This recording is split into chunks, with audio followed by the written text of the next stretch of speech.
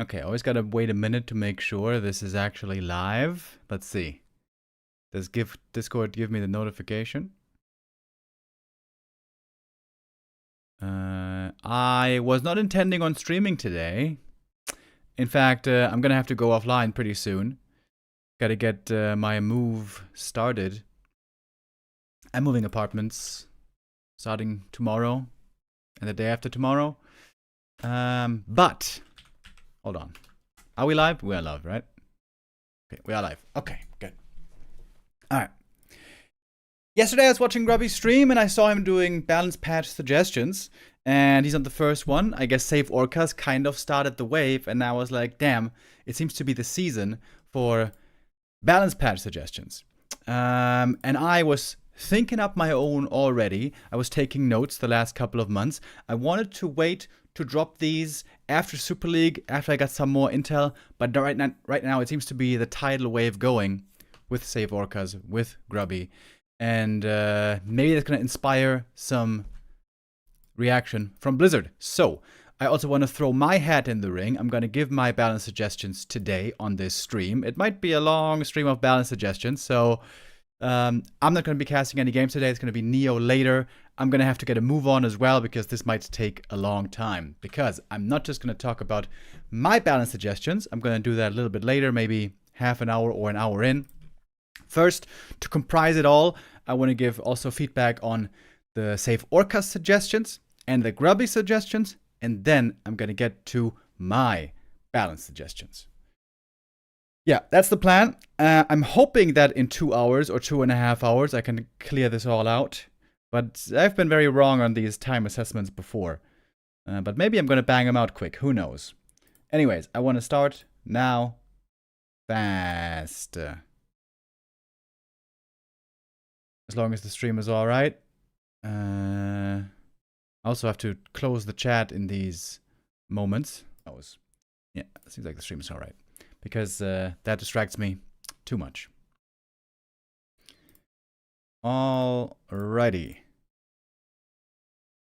So, it was a couple of weeks ago, 2 weeks ago apparently, when SaveOrcas posted his videos of the balanced patch suggestions. I went through them once before already, but like I said, to have it all compact, I want to go through them again and give my feedback on them.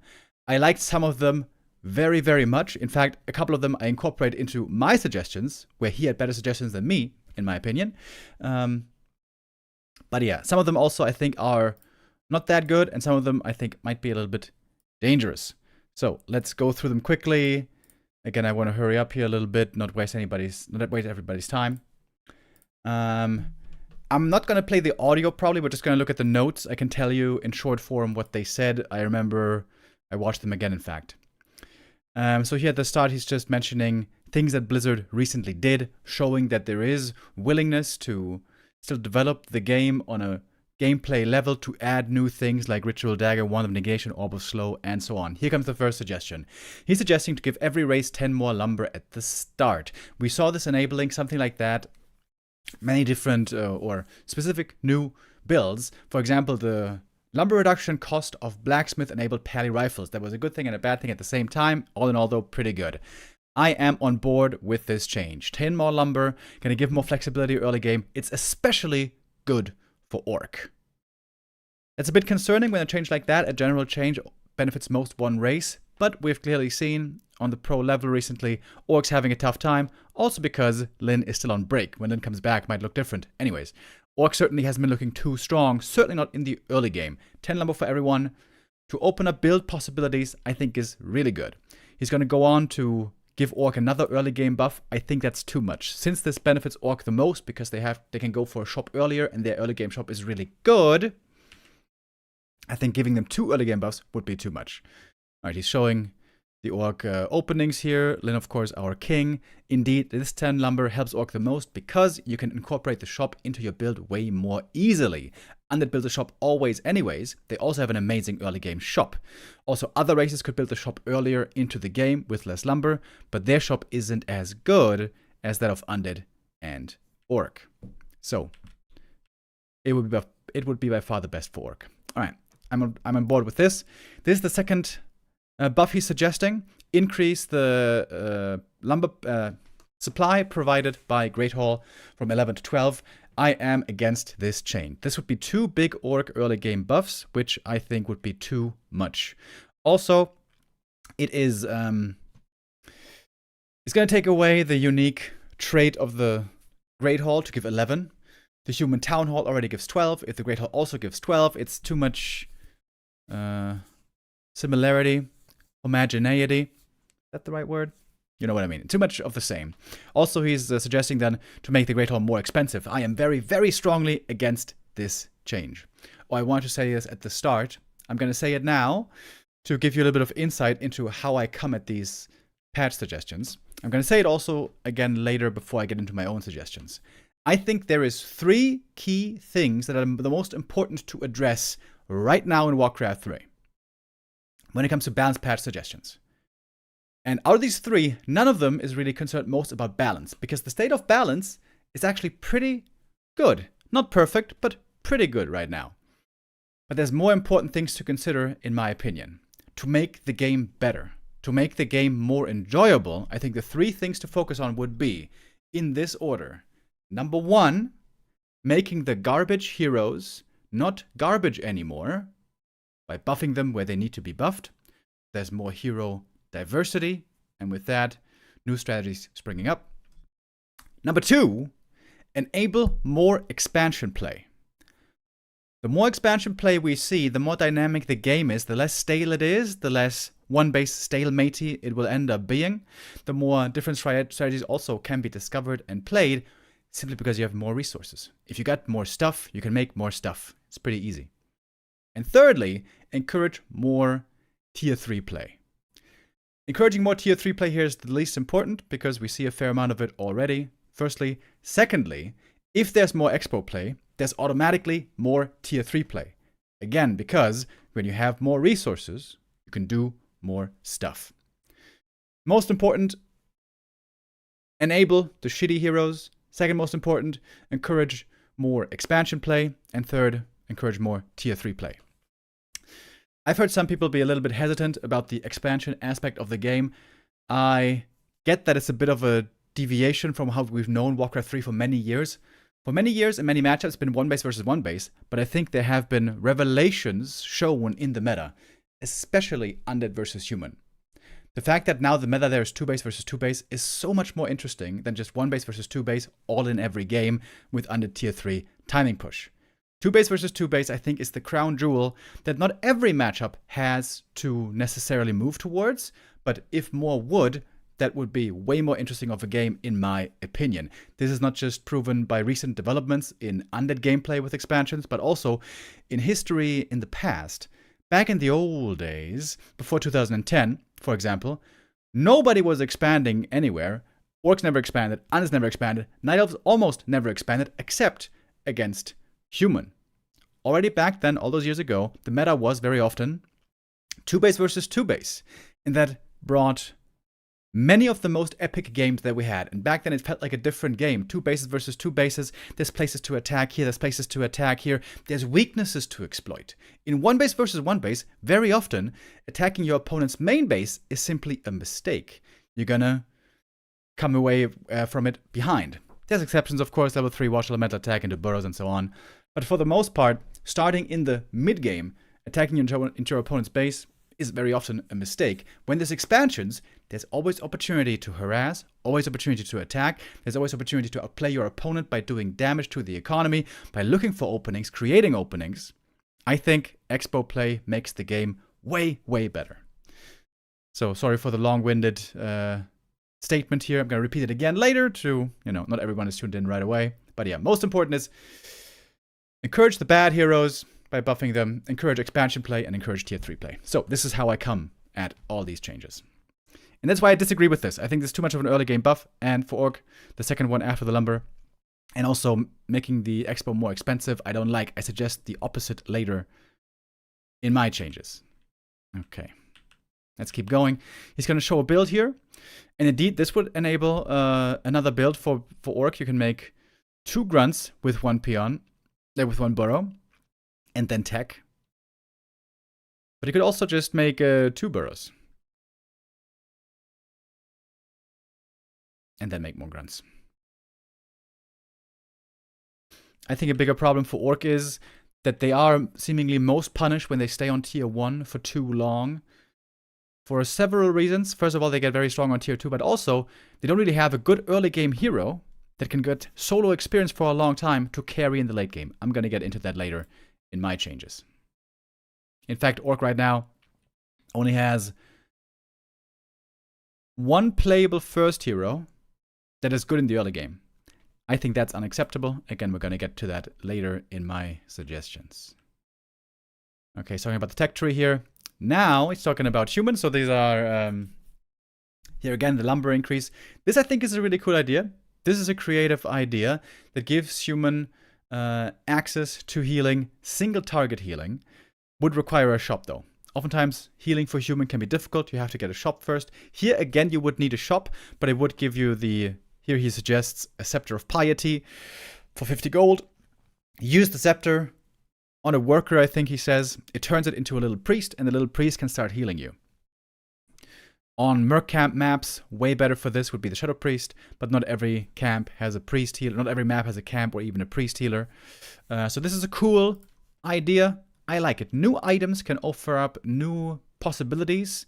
For example, maybe something like a Pally first would be playable with this. Then you can heal yourself, not just heal others. Maybe Tavern Heroes would be possible with this. You can heal yourself with a priest.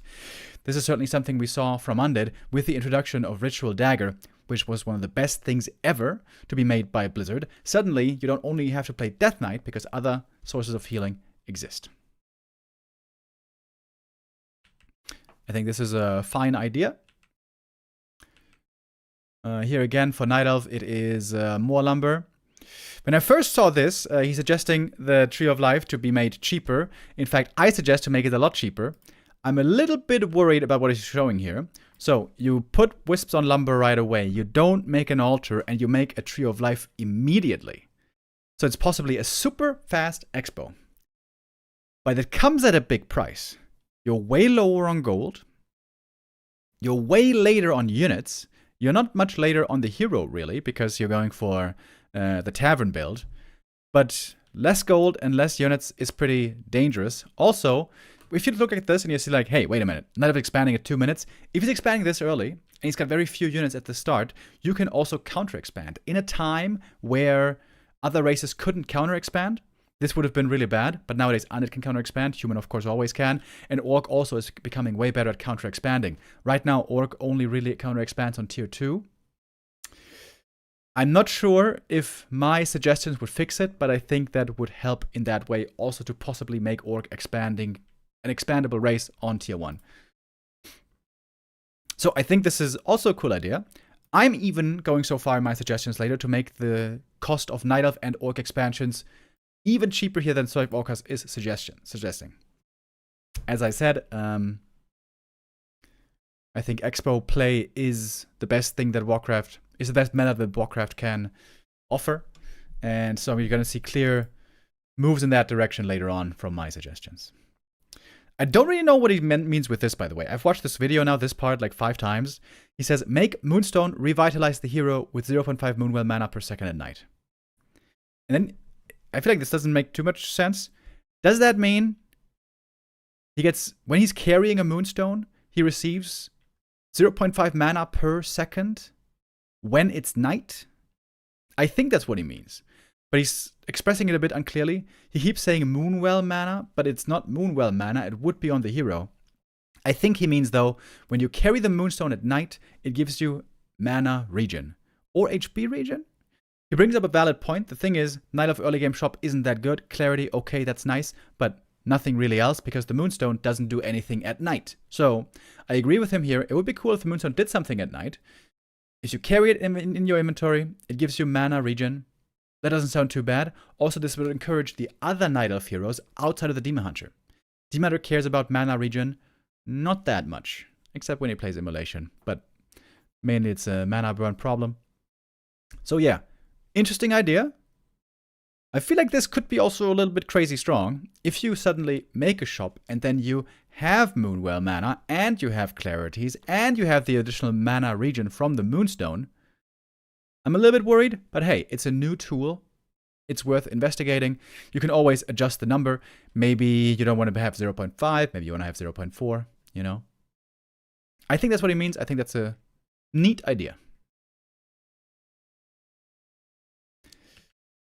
Okay, next up, for Undead. He's going back and forth here with like buffs and nerfs at the same time. So he wants to make the crypt more lumber expensive, so it offsets with the lumber increase that he's suggesting here. And decrease the crypt cost by 20 gold. I had the same idea. Decrease the crypt cost by 20 gold with the ghoul nerf. In my opinion, I've tried to debate this for a long time. Was the ghoul nerf an over nerf or was it proper? And I think now it's an over nerf, but I'm not sure if the nerf should just be reverted to +1 damage. That might be then them being a little bit too strong. Maybe like 4% too strong. Or something like that if you want to give it a number. Another change might be, make the crypt cheaper, so if the ghouls are weaker, at least give the undead the ability to move on the map and be active a little bit earlier with a little bit earlier of a hero. I think 20 gold is not enough. 20 gold is going to be the Death Knight being there 2 to 3 seconds faster. Now 2 to 3 seconds can matter, but they don't matter that much. I feel like some of these changes by SaveOrcas are in the right vein, the right idea, but they don't do enough. I think he has a bit of a history of that as well. I remember him, and I think it may have been along with Dondolare, 1 or 2 patches ago, they wanted to give a little bit of a buff to the Keeper, and so they increased the attack speed of the Treants by like 7%. And that did absolutely nothing. Sometimes these changes, in my opinion, don't go far enough. I think this is one of them. 20 gold is not enough. I think if you want to make the crypt cheaper, that's a fair proposition. Give the undead a little bit better of a head start if the ghouls are weaker. Cut the crypt cost by 50 gold, and then it's going to be a smoother early game for undead. Now, you cannot revert the ghoul nerf and make the crypt cheaper. That would be way too strong in the early game. And honestly, I'm not sure what the better path would be. Revert the ghoul nerf or make the crypt cheaper? I really don't quite have the intuition to tell. I think that's something that maybe other people might be able to weigh in on. I'm going to get into that also later when I'm going to my suggestions. I'm going to say that a lot today, I guess, going through these other suggestions. Okay, still on this point, blah, blah, blah. It does enable a little bit different opening. I don't agree with changing the gold cost, changing the cooldown. Just make it simple. Either give him 1 more damage or not. Leave it as it is. Make the crypt cheaper by a good amount or not. Okay, here, this is interesting. This is something I'm absolutely not focusing on. He's trying to pay attention to upgrades that could help the race and maybe smooth out some edges. I think, like I mentioned earlier, the much more important thing is enable the garbage heroes, and those will automatically create new strategies. Here, he is suggesting to make pillage.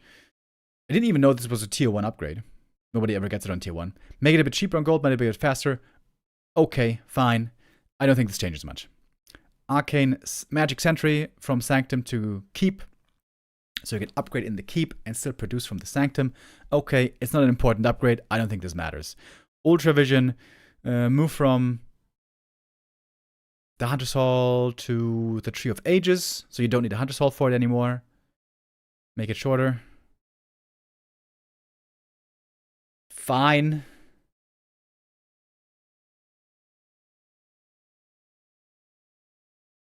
I think it would be good if Night Elf had more... You know what? I like this change, actually. Come to think of it again. I think it would be good if Night Elf had more opportunity to play outside of Ancient of Lores. And to play outside of Ancient of Lores, other strategies, you may want to encourage more play without Hunter's Hall. This would work in that direction. I'm going to have a similar change later. So I think this is actually a good change. Yeah. I think that's a good change. It would also come with some drawbacks. Very often, Night Elf, when reaching tier 2, they want to make some wisps if they have to, and then hit the tier 3 right away and go for Ultra Vision at the side.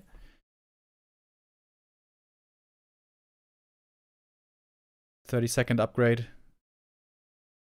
I wonder if this is going to be painful for them in the end, though. This is going to slow down wisp production, slow down tier 3.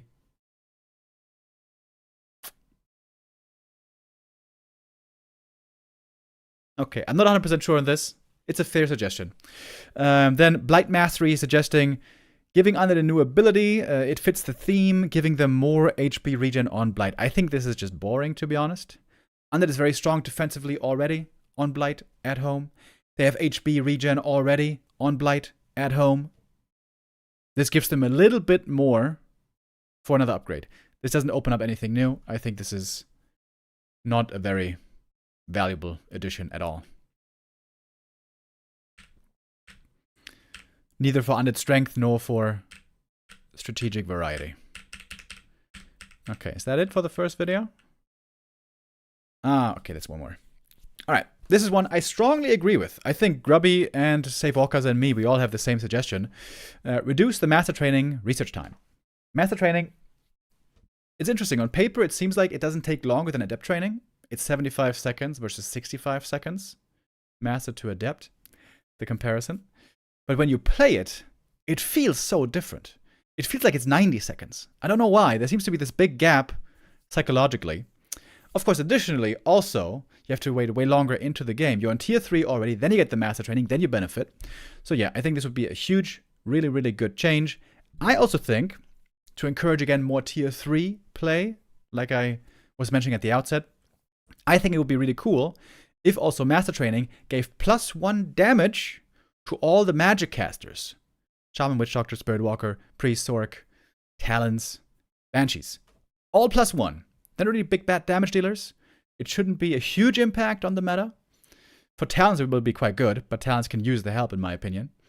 But it's also a little bit of a psychological incentive. Hey, if you get Master Training, it's faster now. You get the ability, you get the mana regen, and you get +1 damage. You know, not every balance change is purely relevant on its numbers and its numerical values exactly, but also on the psychology. If the players now feel like, hey, I also get +1 damage, there's more incentive, there might be more tier 3 play coming out with that. I think would be neat. I'm jumping a bit ahead of myself. This is indeed what I'm going to suggest later in my document. Okay, that was the first video. SaveOrcas has 3 videos. And then there's the Grubby video I'm gonna feed back, so you can see why I'm trying to get through this rather quick. Quick check-in with the chat, by the way.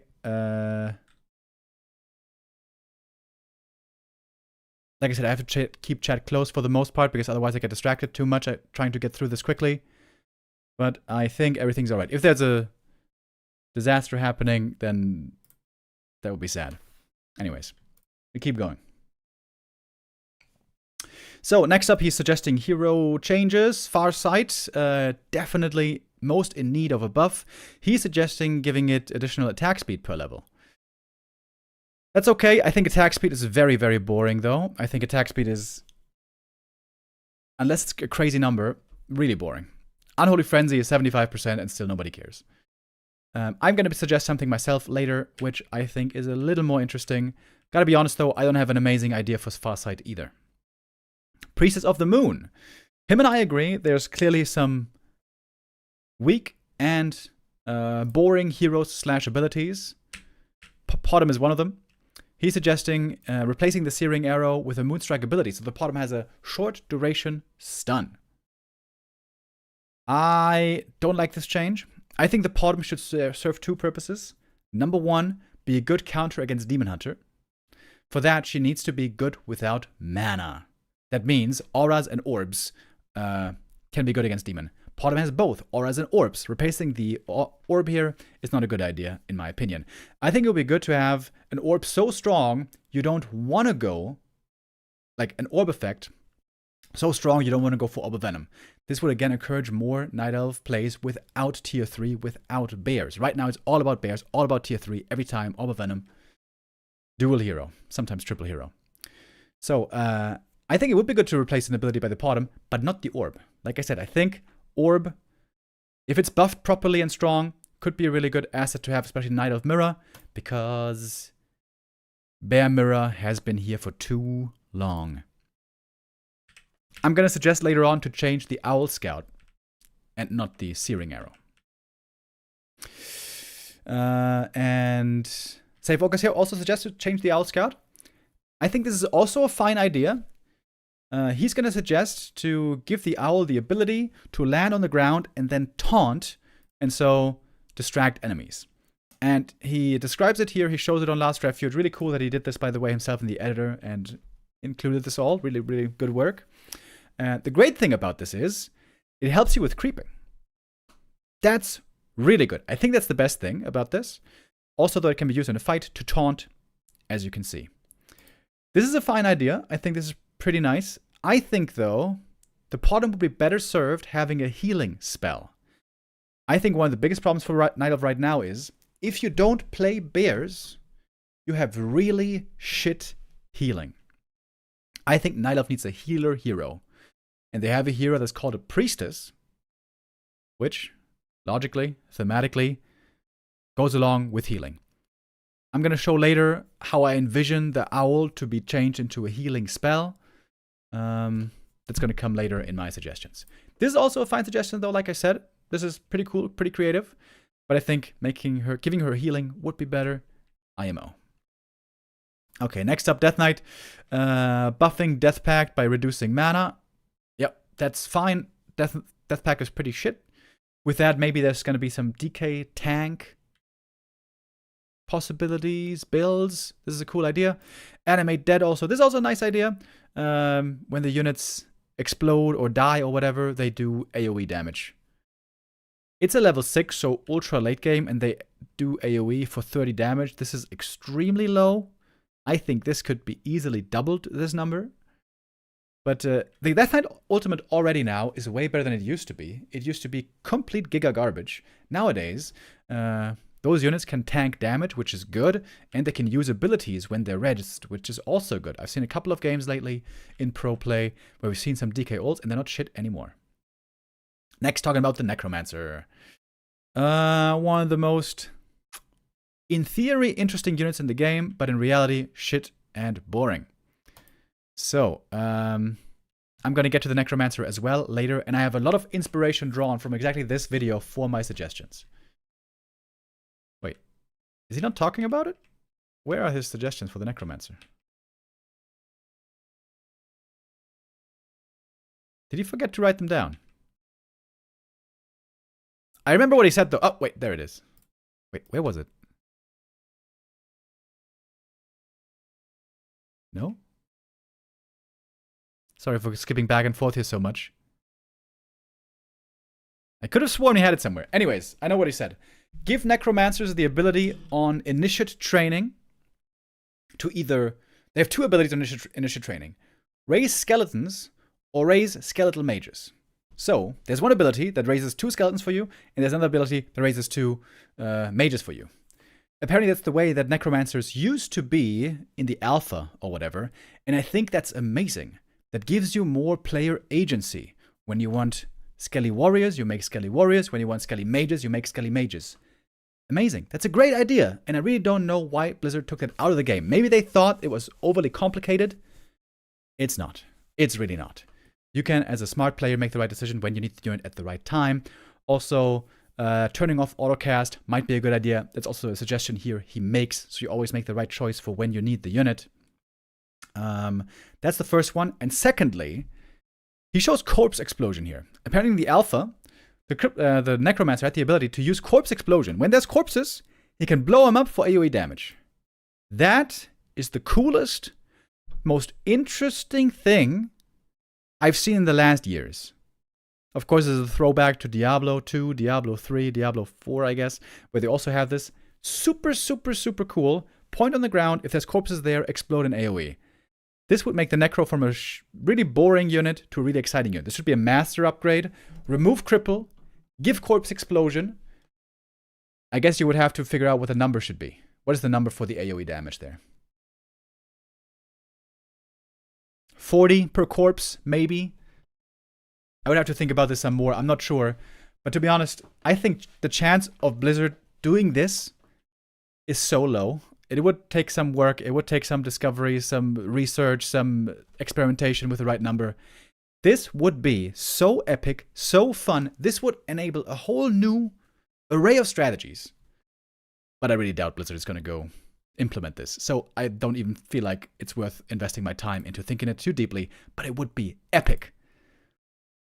Also, it would make so much sense with the undead casters. The Banshee is defensive.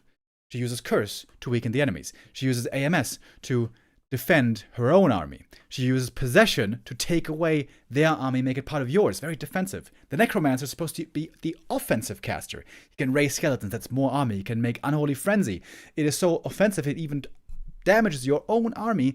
And then his Master Spell is Cripple. That's a debuff. That doesn't even make sense. If it was another active, aggressive ability with Corpse Explosion, so much better. But yeah, I think the chances here are 1 in a million that Blizzard is going to do this, so I guess we got to move on. I could have sworn he had the blue text also for the Necro, but maybe that comes later, or maybe I'm hallucinating, who knows. Okay, here also, amazing suggestions. I straight up stole these suggestions. He suggests changing the Vamp aura from the Dreadlord so it doesn't have only lifesteal, but also it gives bonus damage to melee units. So like Portum aura, but for melee units, which is a really cool idea. Because he has a great point here. When your units are full HP, lifesteal aura does nothing. For the most part, lifesteal aura, for a long time, doesn't do anything. So what about if it gives 10, 20, 30% bonus damage to melee? This is super cool, makes the aura suddenly way more useful on a rather useless hero. And it enables different undead playstyles. That's the best thing about this. Almost always in the late game, the undead army is Fiend, Destroyer, Statue, and it's really good. With this change, maybe Ghoul A-Bomb can be an army. It's of course going to be also a lot better for the early game Dreadlord and Ghouls, where especially Dreadlord is weak. If this is coming through though, we need to seriously nerf Dreadlord in the late game. I'm going to suggest that later as well. I think Dreadlord is way too much of a gap between early game and late game. I think he needs early game buffs, but also serious late game nerfs. He's way too good there. And then also Cryptlord. I think this is a super cool idea as well. It's synergy in the hero itself between the abilities.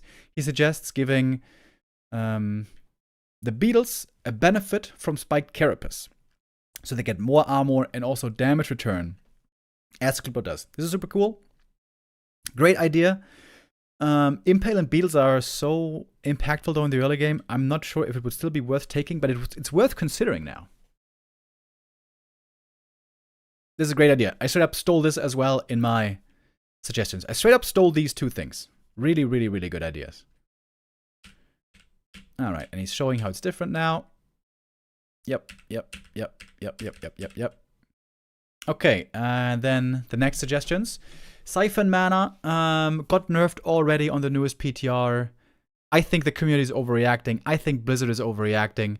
I think Dark Ranger is not even remotely as good as people say it is. She can be frustrating, but I think she is totally counterable. But it is what it is. I guess it frustrates people. Now, Panda. Big time agree with him here.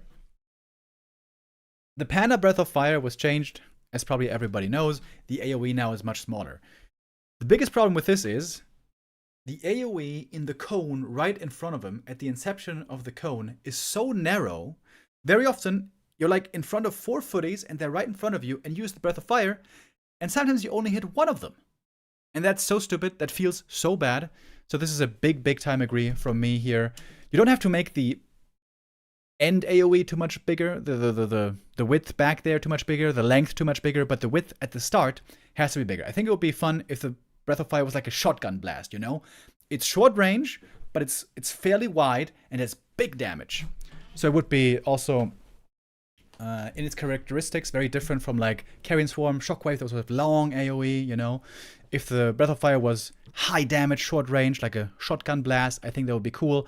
Right now the Panda, though, is kind of garbage. He's going to visualize this nicely here with this replay. You can see the Panda, level 5. He's supposed to be doing huge damage here. And look at this Breath of Fire. How? How does this hit like almost nothing? And this happens quite often indeed. Then he suggests giving the Beastmaster more stats.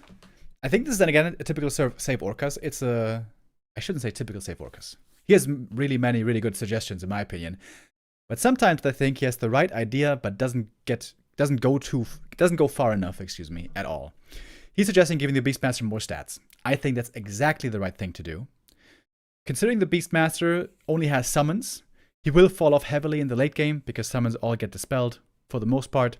He needs to have strong stats to be valuable as a hero in his own right.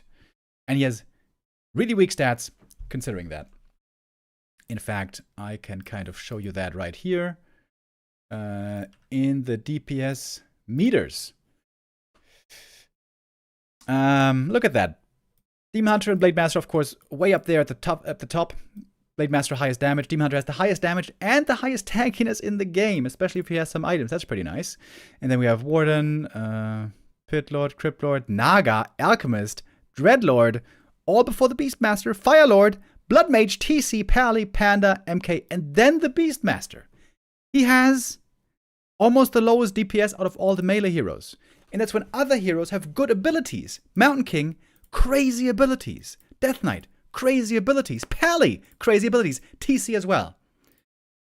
Beastmaster needs to have way better stats for the fact that his abilities are all dispellable.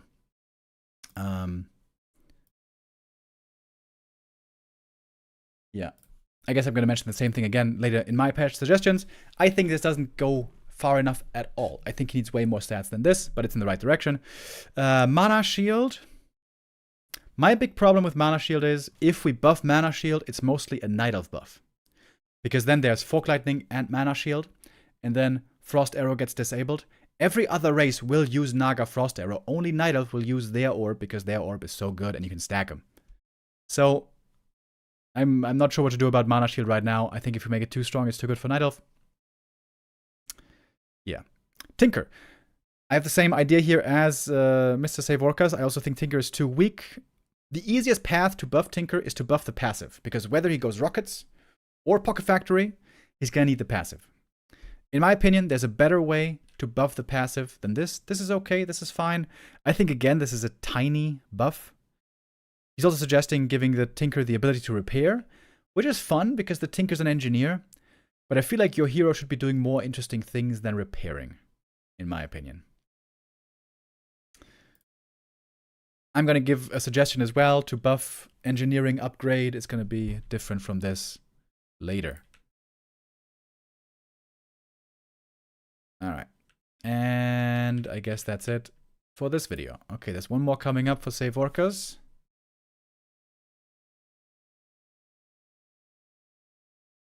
And that is changes to units, I think. So he's talking about Torrents here. I'm also going to suggest a slight Torrent buff. He's suggesting basically to change Pulverize so the Pulverize damage improves with attack upgrades. Now, that's a nice thing because right now it doesn't even make sense to upgrade attack damage on Torrents because mainly about Pulverize. But I don't think it really works. When you're playing Orc with Torrents right now, you are really gated by lumber. And if you want to invest into upgrades, that is more lumber you have to spend. Lumber that you don't have. You want to have Torrents, you want to have Tier 3, you want to have Triple Hero, you want to have Tiny Great Hall, maybe. You want to have Master Training, Kodos, Kodo Aura. Upgrades as well, I don't think it's affordable. I think Torrents should be made a bit cheaper in lumber, is my view. This does make sense, though. It seems weird that, you know, you get nothing out of attack upgrades on Torrents when they seem to have such powerful attacks. I get the sentiment, but I don't think it's going to work out in reality. Okay, he wants to remove Imbued Masonry and bake it partly into Advanced Masonry, so it's only 2 upgrades, not 3 upgrades to max. That's okay. This doesn't even register for me. This doesn't matter at all for the meta. This is so irrelevant. Now, Huntress change. This is one of the few things that I strongly disagree with SaveOrcas. He wants to give it the Moonglaive upgrade back to Tier 3 and another upgrade for hunts on Tier 2 that he calls the Moon Shield for 100-100. Which would give the hunts an armor change, but not to heavy armor, but rather to medium armor. Okay. Yeah, I really disagree with this change. First of all, having a Tier 3 upgrade for hunts, I think is exactly the wrong way to go. We want to enable Huntresses, so Night Elves can play on Tier 2 and don't have to go Tier 3. If you're going tier 3, you're going to be playing something other than hunts. You got bears, you got chims, maybe, you got orb. You have so many good things, especially bears. Bears are one of the craziest units in the game. I think the key for hunts has to be they have to have a niche usage to give Night Elves the ability to play on tier 2 and without lures and without bears. So I think this tier 3 is not a good idea at all. Also, giving them medium armor, I don't like at all. This means that both hunts and archers are going to have medium armor. I feel like they lose some identity there. If then they share the same armor type, they still have the ability to change from unarmored to medium. Of course, this is going to make them way, way better against piercing damage, but also worse against normal damage. I don't like this. I think, especially the tier 3, I think is a bad idea. I think it's also cleaner if we just fuse it into one upgrade. You get the upgrade on tier 2. I think it should be cheaper as well, the Moonglaive upgrade. You get heavy armor, you get bonus damage, boom, you're good to go. I think hunts have to be quick, and also they have to have serious impact when that upgrade is done. You want to hit power spikes. It should be playing different from going tier 3, going bears, getting all the upgrades, getting all the orbs, and so on.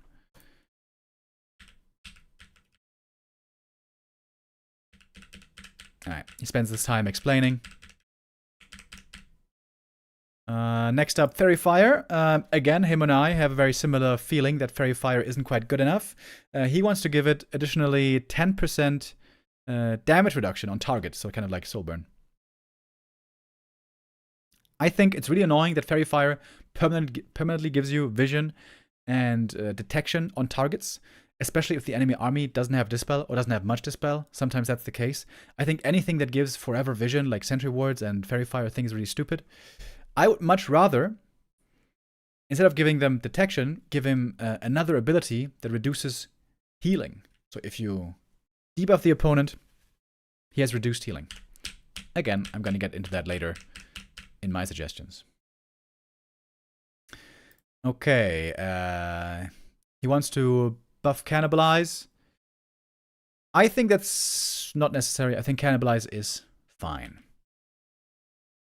Also, Undeads have so many sources of healing right now, and they already have Cannibalize. It's not like it just doesn't make sense. He wants to make it more healing per second, but less duration, so the ghouls can cannibalize and eat and then quickly return to the army. But they don't need to do that. You can also just use the Ritual Dagger. You can set them on Blight. You can set them on Lumber. It's not like they're going to be useless. To be honest, Cannibalize would have made way more sense on anything other than ghouls, because ghouls can heal pretty well. And also giving a new ability to a shade called Enshroud. This is a cool idea. Here you see the shade that he also, I think he did this. So the shade can sacrifice himself and then make an ally invis. That's cool. Gives it a little active to the shade. I think also it would be a neat idea. I haven't thought too much about this, but I think it's kind of weird that the Sacrificial Pit only makes one unit, and that one unit can't really do anything. I think it would be fun if a ghoul sacrificed itself. What if a ghoul sacrificed itself and then it became a necromancer? That would be too strong, probably, right? But I think it would be kind of neat if ghouls could sacrifice themselves and then something else comes out. But I haven't thought too much about that. Ah, here are the necromancers, by the way. I was wondering where the slide was.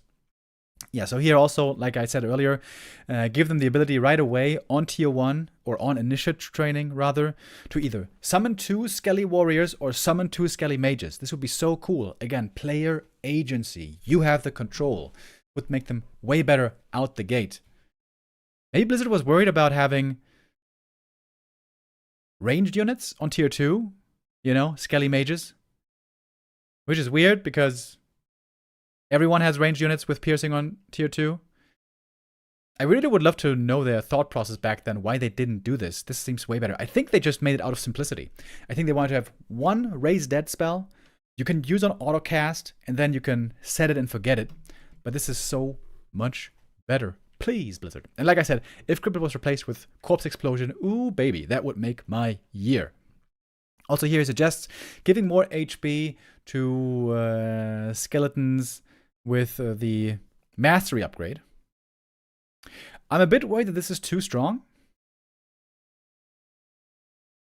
58 points on every skelly. That's a lot.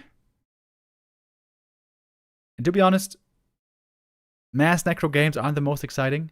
I'm a bit worried this is too strong. It is interesting, though. Also very interesting is going to be his next suggestion, if I remember right. Yeah. Tombstone. I'm of two minds about this. So he suggests, this is very creative, giving Undead a new item on tier 2. First of all, this is going to have a little bit of a problem in the shop because there's 4 items on tier 2 for Undead. Heal pot, mana pot, TP, Wand of Negation. And the tier 2 items are on the second row. So do you put that in the third row and make it unlockable still on tier 2? Kind of weird. Anyways, it is a really cool idea though. It does jumble together a bunch of things that Undead already has. So this is not really, this is a little bit iffy. It has tons of overlap with other things that Undead already has. So it spawns this little building right here. Blight around it. He calls it a tombstone. And the tombstone spawns corpses on a cooldown. So it's like a graveyard and a sacrificial skull combined. Now it's really cool because it keeps producing corpses on a station. You can use it for necromancers. Could be interesting. I'm not sure how I feel about it. I think I'm open to let the community take the lead on this one. The thing is, it would make necros a lot better. Of course, necros can also do this with meat wagons. If you have meat wagons with exhumed corpses, then they can poop up the corpses. But it takes a lot to come together, you know? You need the necros, you need the statues, you need the wagons, you need the upgrades. This would cut out the wagons from this build necessity. Yeah, but there's a couple of weird things about it. All that overlap and the fact that the Undead tier 2 shop is full already. It's a cool idea, though. I really want to commend him here for having a really, really good idea. This is super creative, actually. Even if it is borrowing from other things. And here the summary for everything. Okay. So that's the first one done in 40 minutes. Oh, shit. This is going to take longer than I was hoping. All right. Now we're going to do the Grubby suggestion video. I guess I'm going to have to get through this even faster. Okay. I imagine many of you have seen this. So, I'm going to disagree with Grubby here on quite a few things. Grubby and I seem to have fundamentally different opinions on a few things.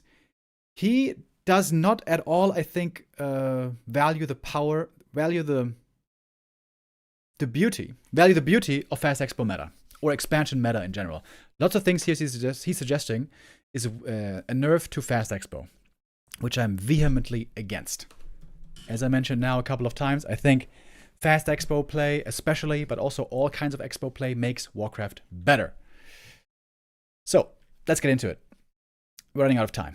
First of all, he's suggesting a piercing damage nerf again. I feel like this goes maybe a bit too far. I could be on board with this, maybe. So, piercing damage now to 90% against heavy armor. I feel like this is also already a bit painful for archers and headhunters. Going to 85, I think, might be a bit too much. I think we're in a good spot right now with 90% from piercing against heavy. I think we're okay. I don't think we need more. Abolish magic on Shadow Priest. I heavily disagree with this. I think he's coming into this a bit biased. Not that only he is. I'm biased, you're biased, everyone's biased. He mentions the Farseer. And yeah, sure, Shadow Priest is good against Farseer, but you know what Shadow Priest is also good for? Early expansion. Merc Camp, Shadow Priest, Berserker, amazing for Expo play. Absolutely fantastic. Wouldn't want to change this at all. I think Shadow Priest is fine. He has 2 dispels, but very often it's all that he has for a long time. He's very expensive, 200 gold, almost. He's very squishy, easy to kill. He's very valuable as well, of course, with Dispel and Healing. I think Shadow Priest is totally fine the way he is. I wouldn't want to see him nerfed. More nerfs suggested here to the stock delay of Shadow Priest. It seems like Grubby really doesn't like Shadow Priest because of his Dispel against Wolves. But he helps a lot against Archmage. He helps a lot against Crypt Lord. He can be the Dispel you need. I really think Shadow Priest is a well-designed, good balanced unit. If only 2 races could expand like it used to be, only Night Elf and Human could expand, then it would be a big problem. But I really don't think that's the case anymore. Undead can certainly fast expand. Like mentioned before, Orc has a tough time fast expanding right now, but they can tier 2 counter expand. That is viable in every matchup. They can do it against Human, they can do it against Undead, and Night Elf never fast expands against them right now, and I'm sure they could there as well, counter expand. Then he suggests nerfing the Shredder. Yeah, I do agree that the Shredder is weird. I don't know a great solution for the Shredder. Shredder is kind of a stupid unit, to be honest. I think it might be better if the Shredder just wasn't in the game. The fact that you buy him for a huge sum of money, 400 gold, almost, and then you're going to have infinite lumber for the rest of the game. It seems stupid. I think his suggestion isn't the bad one. Make him cheaper, but less insane, so that the Shredder doesn't solve all your lumber problems forever. I'm not sure if this is going to fix it, though, necessarily.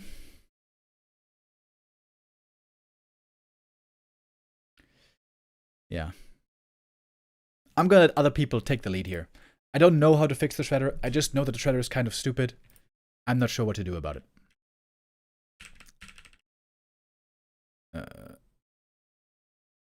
Okay, spending a lot of time talking here. Let's get into Human next. Militia nerf. Heavy disagree. I think this is a little bit, again, is not considering expansion play. Like I said now many times, I think expo play is amazing. Human is the best race at expanding, and that is because of militia. Whenever you're at home, you're defending at home, you can always call militia as long as you made enough peasants. It's a macro check on you to defend well on your side of the map. Militia save you most of the time. If you nerf their damage, I think it would be really bad. It would also slow down your early game creeping. Of course, Human is the best in the game at early game creeping, but there's an identity they have, and it's part of the balance. If this nerf right here would weaken early game creeping for Human and early game expansion, way too much, in my opinion. Way too much. Militia was nerfed already last patch. I was already worried about this, that this might make their expos way weaker. I think this is not the right idea. Spellbreaker nerf suggested. I'm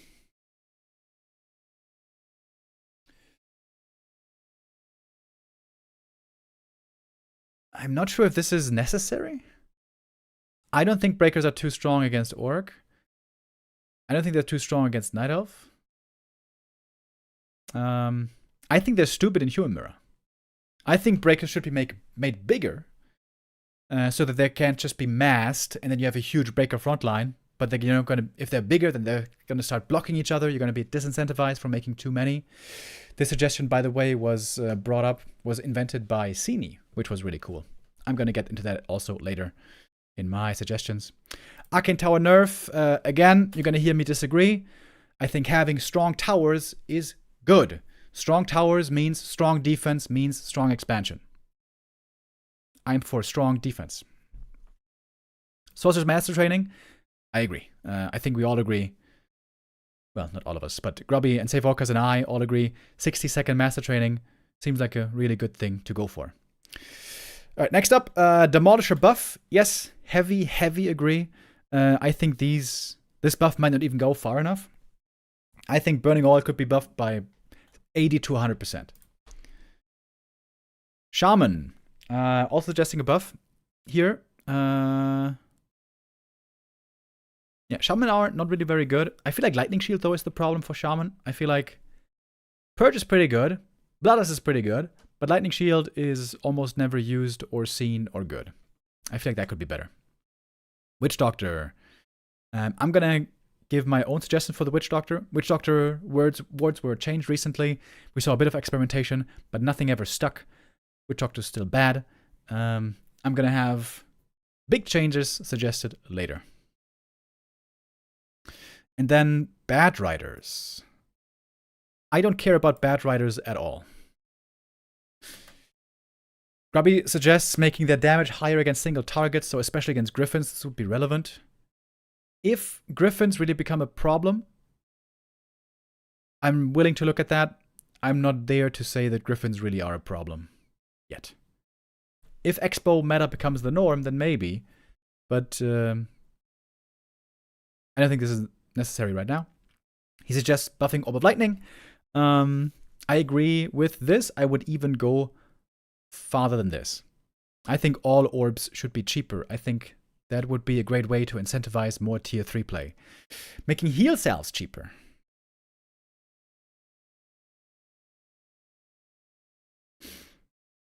Honestly, I don't know how I feel about the heal self change. The heal self change would be huge, actually. It is going to be lots of gold over the course of the game. And also, it is a significant amount of gold right away at the start of the game, when the amount of gold you have is most important. It's a big buff to Orc. Does Orc need the big buff? I think I like the lumber buff suggestion more that SaveOrcas brought up.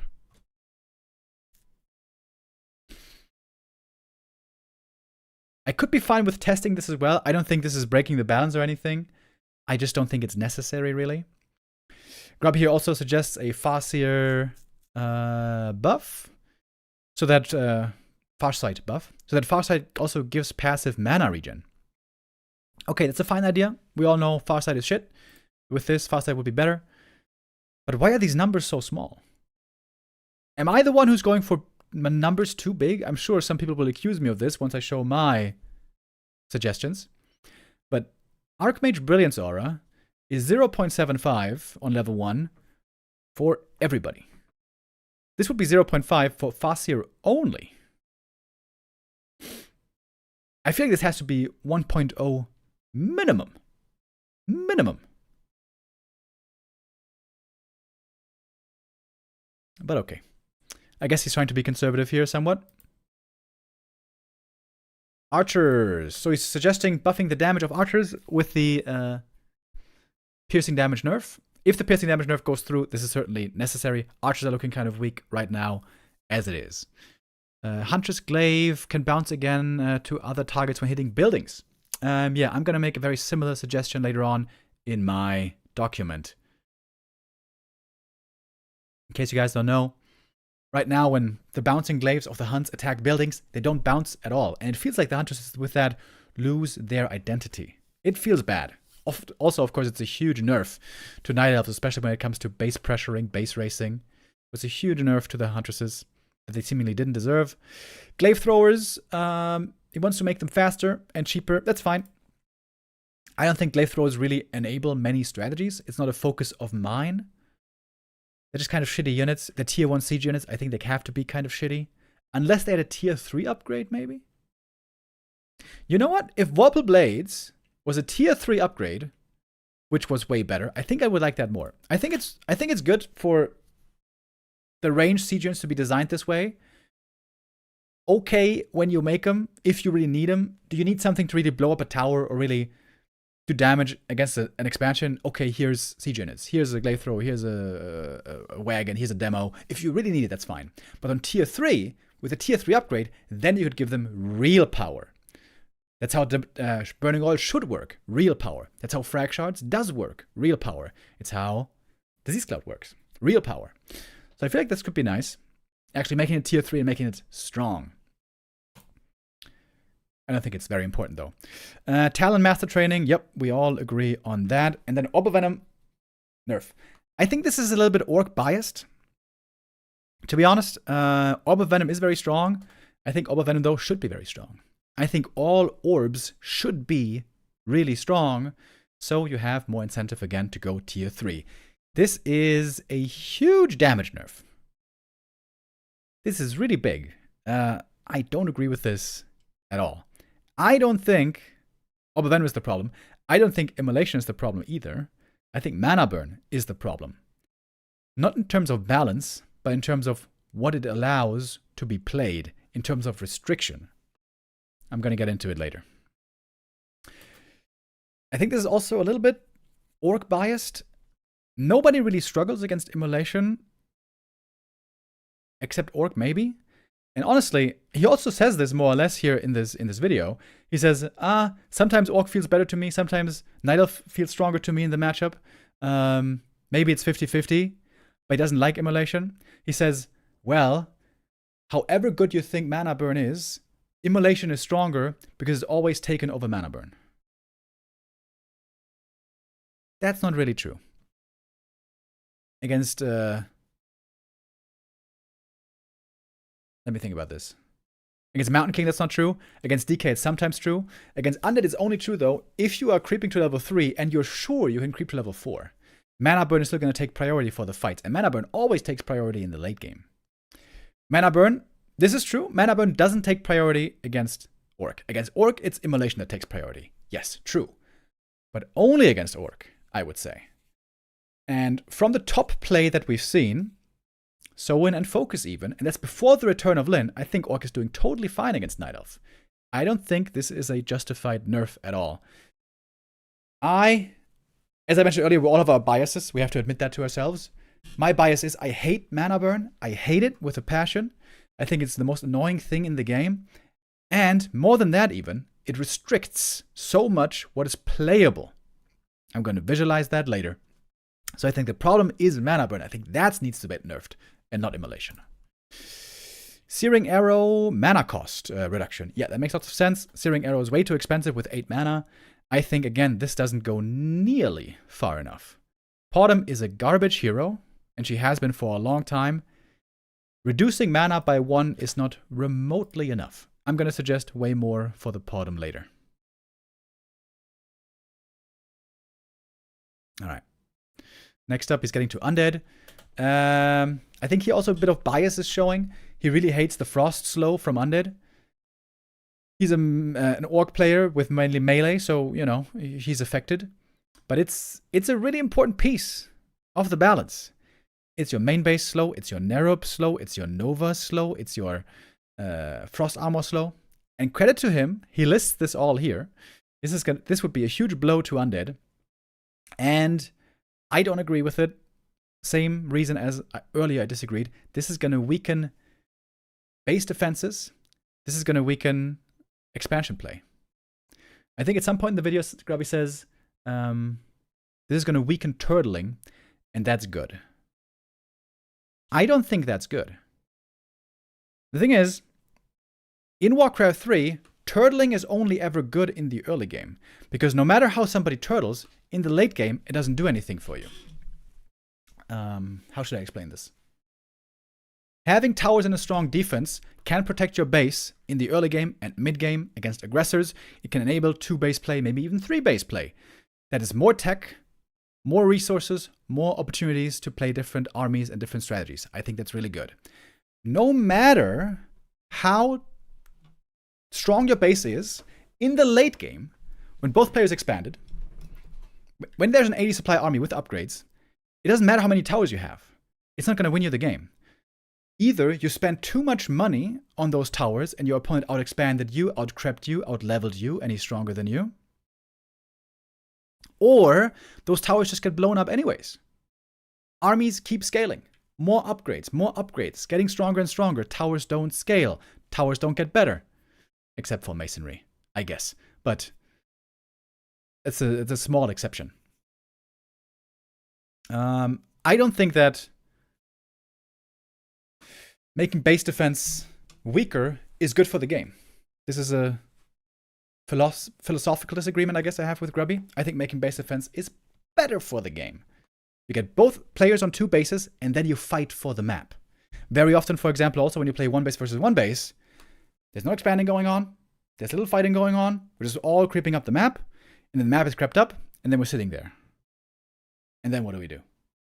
I think the game is way less interesting on 1 base. Frostrim build time, yep, that's fair. They take way too long. I think, again, this is a number that doesn't go far enough. Dreadlord, 1 base agility. That's 0.3 armor and 3% attack speed, right? Yeah, this doesn't do anything. But Ghoul and Fiend buffs here are very strong. Both together would be super strong. And he mentions here that he suggests these buffs because he knows this nerf would be very impactful.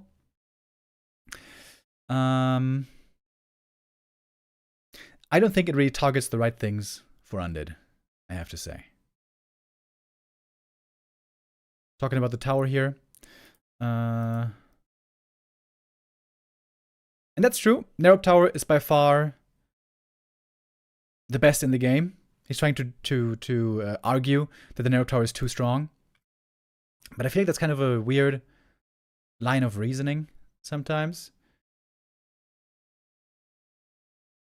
You could also say, well, the Wisp workers are by far the best in the game because they can detonate, they can be anywhere on the map, they have the furthest range, for the cheapest, they have the furthest vision range, they can harvest lumber anywhere.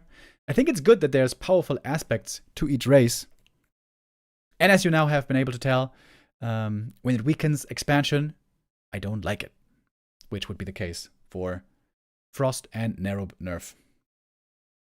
Okay, that's it. I got through that faster, I guess, than I thought. Okay, that's good. Okay, so this was my feedback on Grubby and SaveOrcas.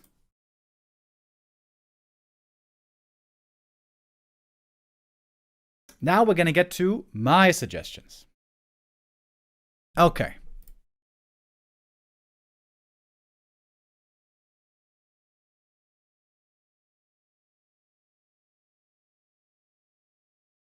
Let me set this up right. Does that look okay?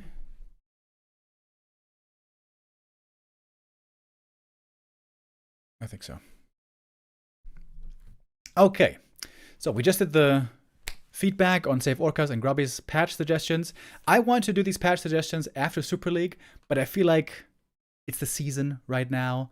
The flair is in the air. It seems to be the time right now to do balance patch suggestions. So last night, actually, I couldn't fall asleep, and I typed up most of the stuff that I was thinking about for the last couple of months. My balance patch suggestions.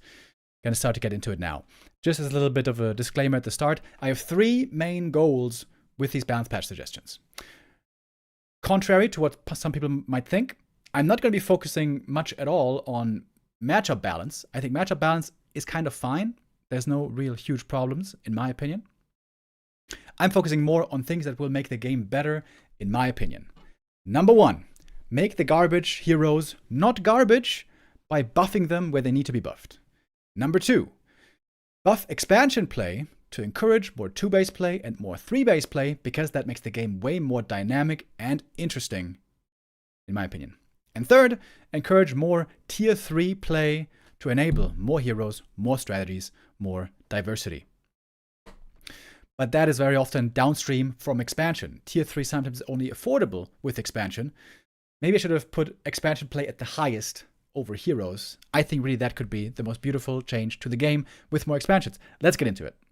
So, starting things off, this is the thing that all 3 of us agreed with. Master training takes too long.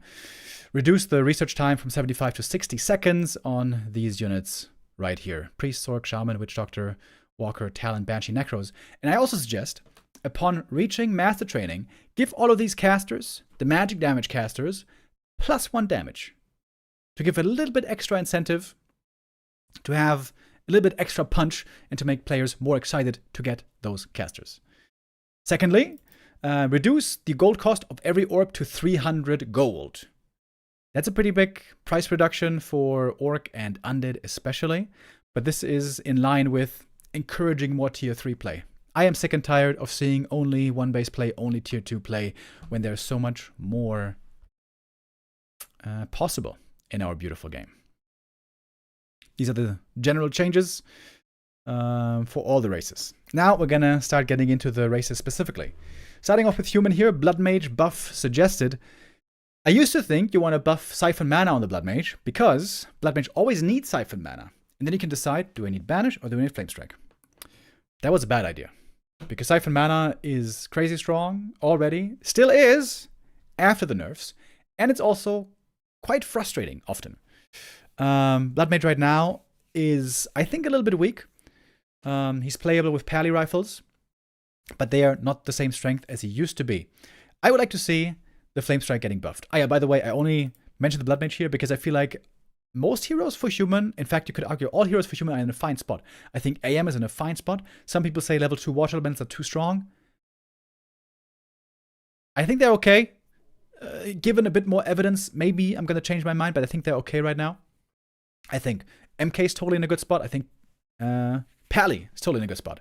I think Blood Mage is a little bit too weak on the Flame Strike. Flame Strike is also such a cool ability. It's so fun, and it can be quite strong if some right conditions are met.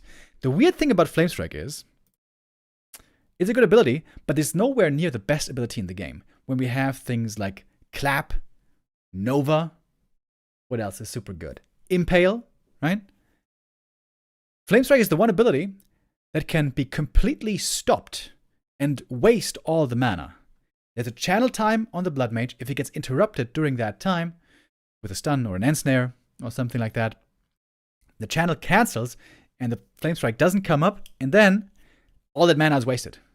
As if the Flame Strike was this only makes sense, I think, if the Flame Strike is by far the best ability in the game.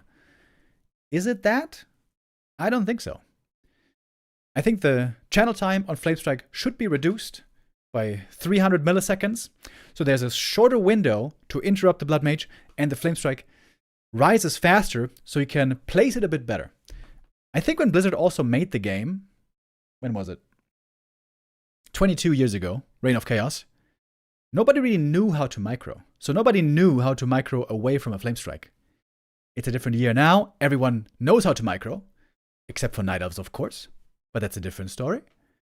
So this is, I think, underpowered. Flame Strike, in my opinion, underpowered. I think this would make it a lot better. Secondly, I mentioned this earlier in the Grubby video. Spellbreaker increased collision size from 31 to 32. Some of you experts out there might remember a change like this back to Beetles. Cryptlord level 2 Beetles had exactly this change. They had their collision size increased. This meant that they couldn't fit between the little holes in the bases, so they couldn't harass peasants and acolytes and peons all the time too easily. They were a little bit fatter, so they couldn't get in too easily. Was a very good change. Made the Cryptlord level 2 Beetles a lot less cancerous. And this change was suggested by Sini, by the way, Night Elf pro player from China. He says, well, breakers, especially in Human Mirror, are kind of annoying. Mass breakers, we just have 12 breakers here, 12 breakers here, and then they fling their things. And indeed, it is very boring. Very, very boring. And I'm not sure this is going to work, but I'm willing to try it out. Give them a bigger collision size so they block each other more, so there's less incentive to mass them in insane numbers. I think it's a really neat idea that I would like to see tried out. Knights, give them back Sundering Blades innately. Sundering Blades was nerfed from 15 to 10, then it required a research. Now Knights are way harder to get to, especially on one base, especially in Human Mirror, especially against breakers. I think this was a big mistake on Blizzard's part. I think they should have Sundering Blades again innately. Also, I would like to see Animal War Training be a tier 2 upgrade. So when you tech to tier 3, you can research the upgrade already, then go for Knights, they pop out, they're strong, boom, you got the counter against breakers on the field right away. This also is going to be pretty good against Undead, of course, against Fiends. But I think that's also something they can use. Because whether you're against Cryptlord or Lich, Knights actually, if the Undead plays well, have a tough time playing into this. I think this is a buff that the Knights could really use. Sorceress. Reduce the damage by 1. I think this is concerning 2 matchups. Of course, Sorcs don't really matter against Undead. Don't see him there. This does matter against Orc a little bit. Against Grunts. But mostly, this is supposed to target Human Mirror. And also against Night Elf. Let me explain. In Human Mirror, right now the meta is breakers, breakers, breakers all day, and then tier 2 expansion, and guess what? More breakers. It could be different. If fast expansion was the meta, then you have more time, you have more resources, you can invest in more than just breakers. You fast expand, your tier 2 is later, but then you tech, you go tier 2, you go tier 3, you go Knights. This could be a beautiful meta. If Fast Expo was the norm in Human Mirror, double Fast Expo into tier 3, it would be the best mirror match meta we've ever seen. With Knights, Priests, Mortars, Gyros, Griffins, Human Mirror could be marvelous. Do you know this meme, what could happen if everything was perfect? And it's this futuristic city, beautiful with nature and technology combined. That's how we could have Human Mirror if Fast Expo was the meta. And this would help a lot in making Fast Expo the meta. Because right now, when Human Fast expands into a mirror, then the opponent techs up, goes Panda second very often, Breath of Fire against Footies, and he goes Double Sanctum, makes 2 priests maybe, and then he makes Sorks. And those Sorks own the Footies. Because the fast expanding player is tier 1 for a long time, all he can make is Footies, and maybe some mercenaries, and the Sorks destroy the Footies. That's why I think Sorks should have their damage reduced by 1. Also, for the case against Night Elf. I don't think it's fair at all that this is oftentimes what the game looks like, right? Human plays Fast Expo on tier 1. Alright. He's going to get very rich very quick.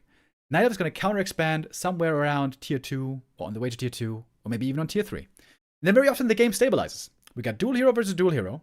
Night Elf versus human. They build up, they fight to defend. Game is even.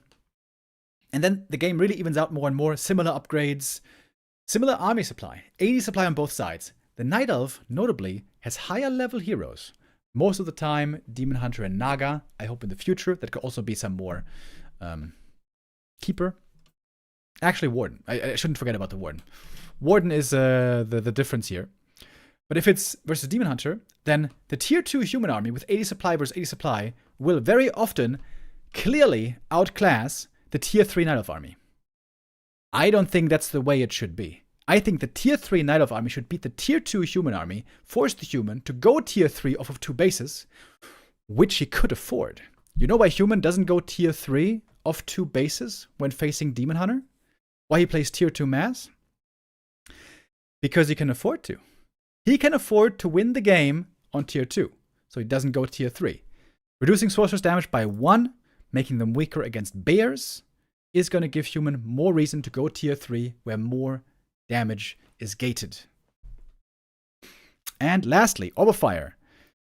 You can see a clear hate for me for Breaker Mirror. I suggest making the Orb of Fire, first of all, give 8 attack damage, and remove the Orb of Slow, make it Orb of Fire again. And this is one of my crazier changes.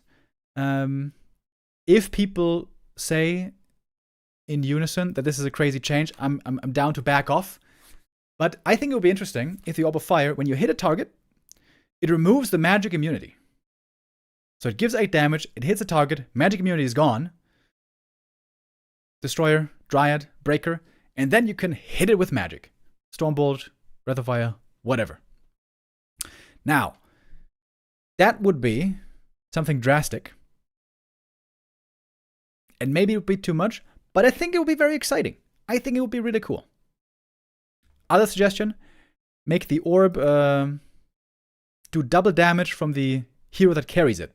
So, when the hero hits a magic immune unit, it does double damage if it's magic immune. That synergizes with a plus 8 damage. I really think we need some goddamn answers to Breaker Mirror. Breakers really, I think, I've hated magic immune units for a long time, but I think breakers are the biggest problem.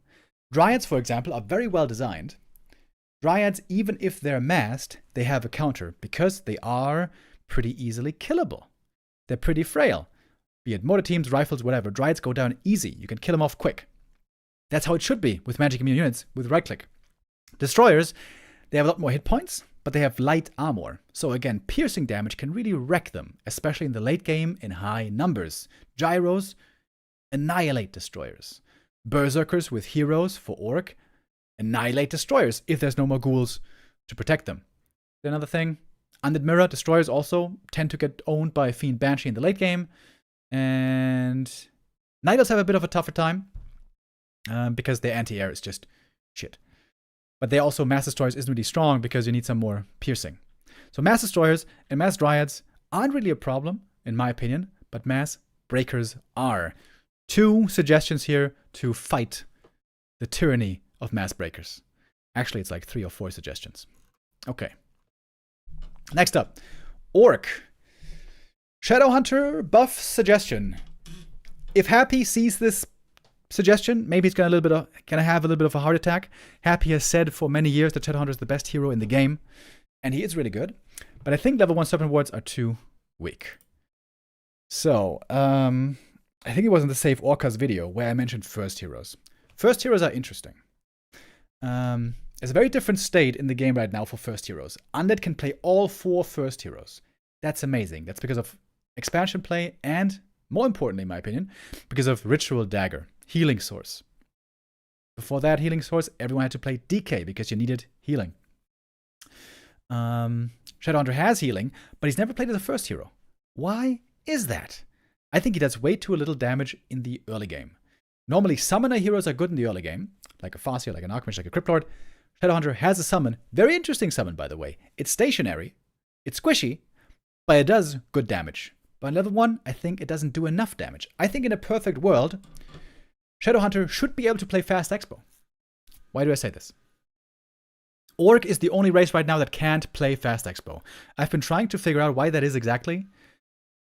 I'm not 100% sure, but I think it's for 2 reasons. First of all, as Orc, you really want to get tier 2 fast, because the dual hero upgrade is huge for you, and the tier 2 units are such a vast improvement. Raider, Walker, Shaman, Ensnare, Purge, Spirit Link, so big. So normally you want to rush tier 2. So there's a big incentive to go fast tier 2 already, and if you want to expand, go tier 2 expand. But I think there should be an opportunity as well for Orc to play tier 1 expo if they have to.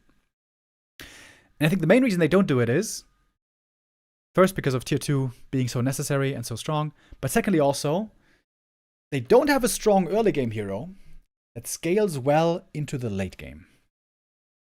They have a strong early game hero with the Farseer, but he's bad late game.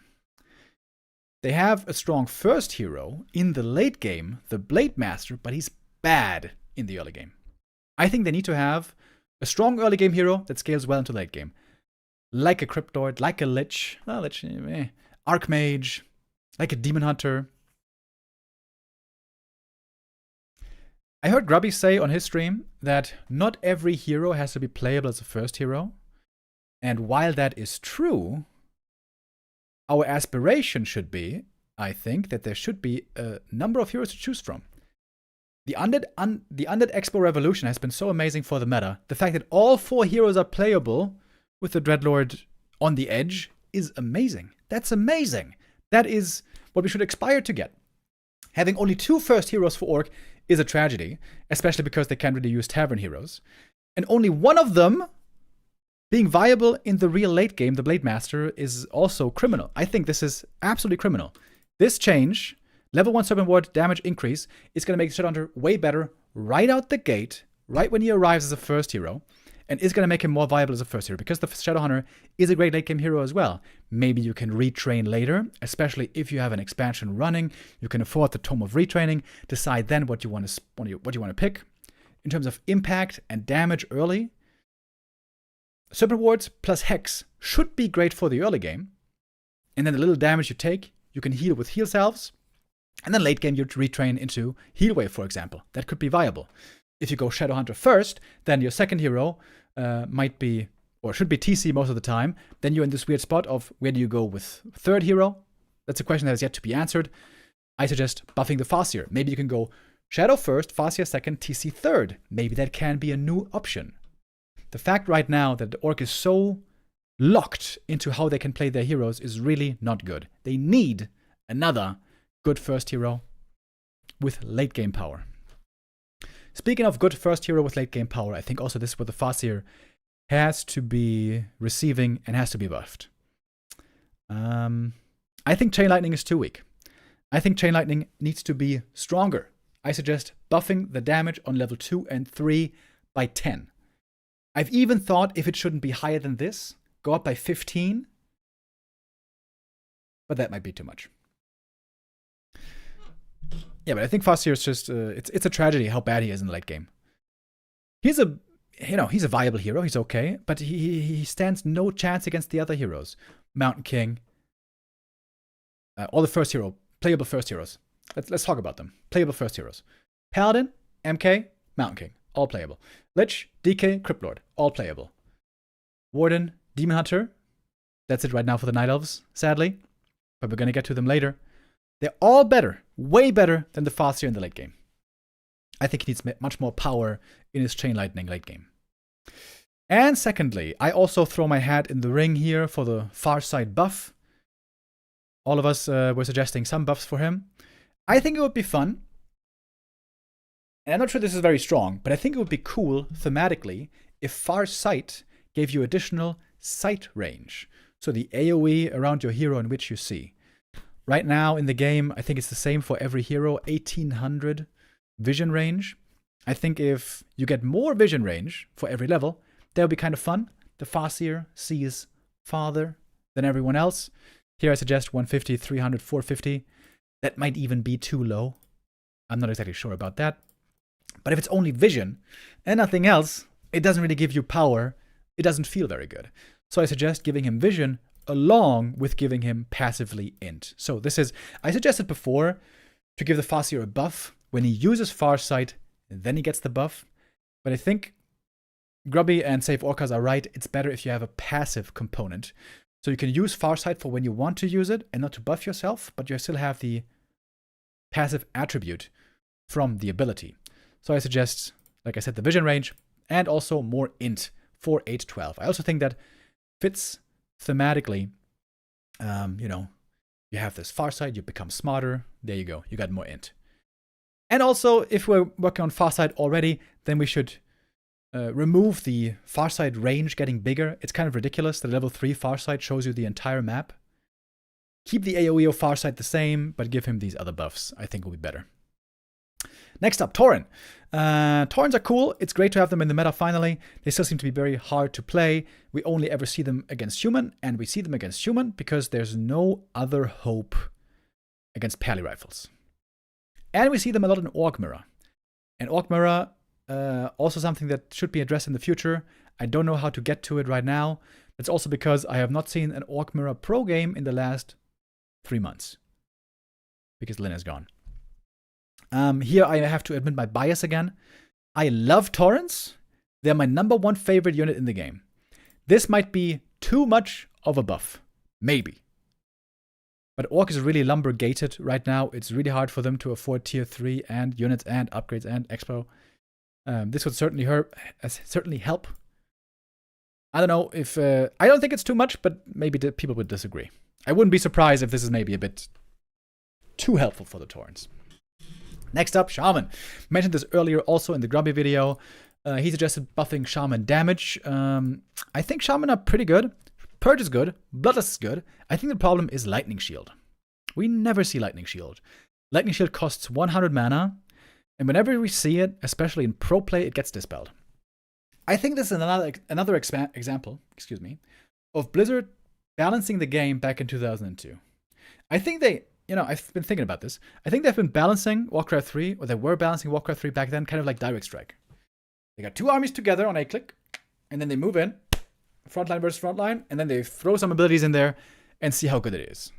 And in a game like that, Immolation looks good. Lightning Shield looks good. Splash damage looks good. You know what else was not the case back then? Move speed doesn't seem so important, Over the years, we learned splash damage was overvalued by Blizzard, like on Orb of Fire, like on Frostworm, like on some other things. Quillbeast. And move speed was really, really underrated. Move speed was way too strong on the auras for a long time. So I think we are still suffering from that wrong assessment of the game. Lightning Shield, AoE, Blizzard thinks AoE is amazing. Lightning Shield can, of course, also be dispelled. Again, this is something that they didn't really realize back then. Good players are good, and they dispel things. That's also what we see in pro play every time. Normally, we only see Lightning Shield when it's TC, Shaman against human. But right now, all the humans are playing pally rifles, so actually we don't see it. So I think Lightning Shield could use a serious buff. Decrease the mana by 20. That's serious already. And give it 1 armor as well.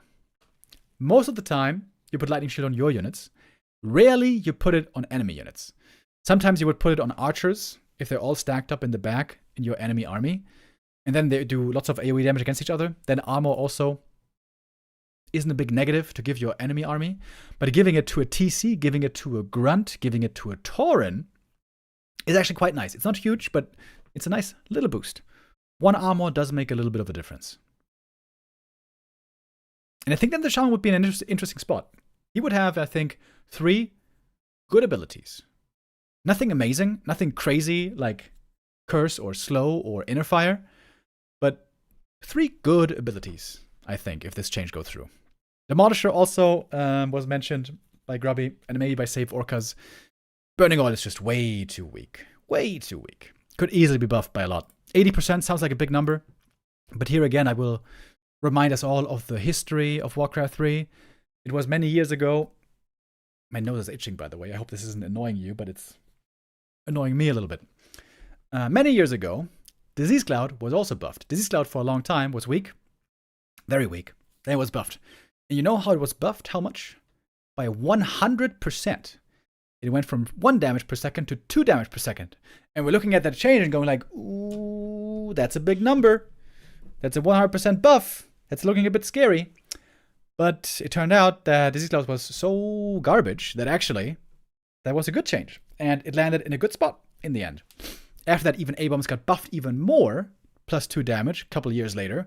And still, A-Bomb, Disease Cloud is it's in a fine spot right now. So sometimes, that is the point. Sometimes abilities are so shit, they deserve a huge buff.